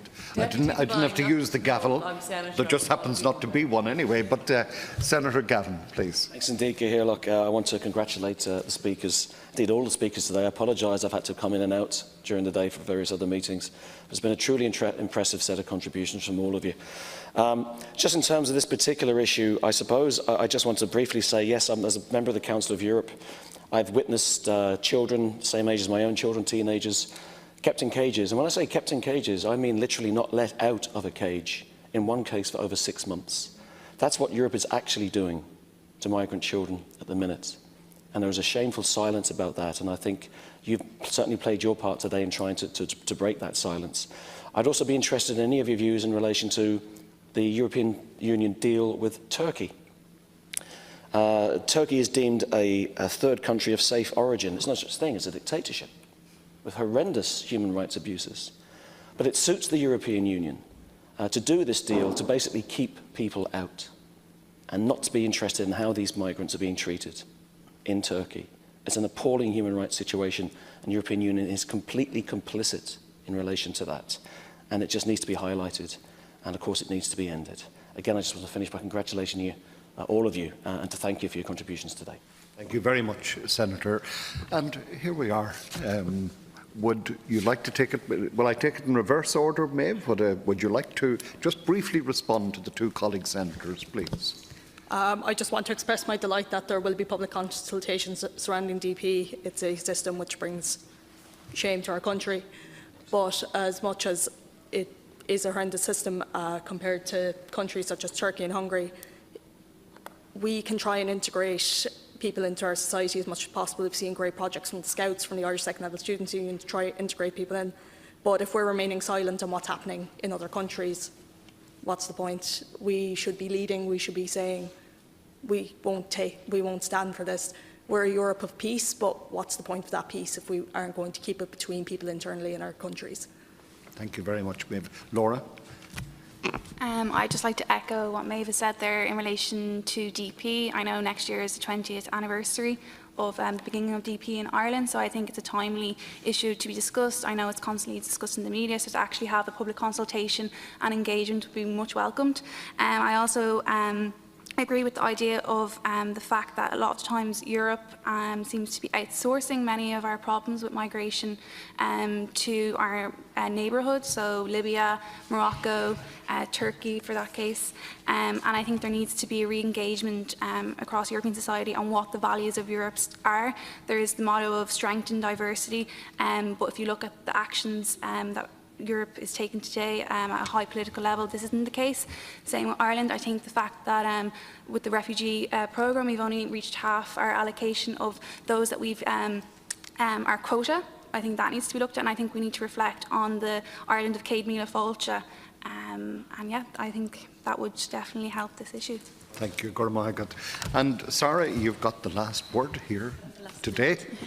I guess what I just wanted to say is that with relation to the EU and Turkey agreement, that this is basically whatever suits what is suitable for Europe. What I just want to add is that with regards to the burden sharing, when we won't take the responsibility for that, when the countries won't take the responsibility for that at the European level, then nothing is going to change, because it might be suitable. Like we might, basically the burden taken is a voluntary thing in the EU at the moment, and I think that we have to be pushing that this is going to be binding. If you're taking a decision to take care of the migrants, it has to be binding on you, and I think that we have to push that at the European level, that we're going to take the responsibility for whatever is happening, because with the climate displacement as well, we are the lucky ones. We're in Europe. We are the lucky ones. We're safe in here on the continent for now.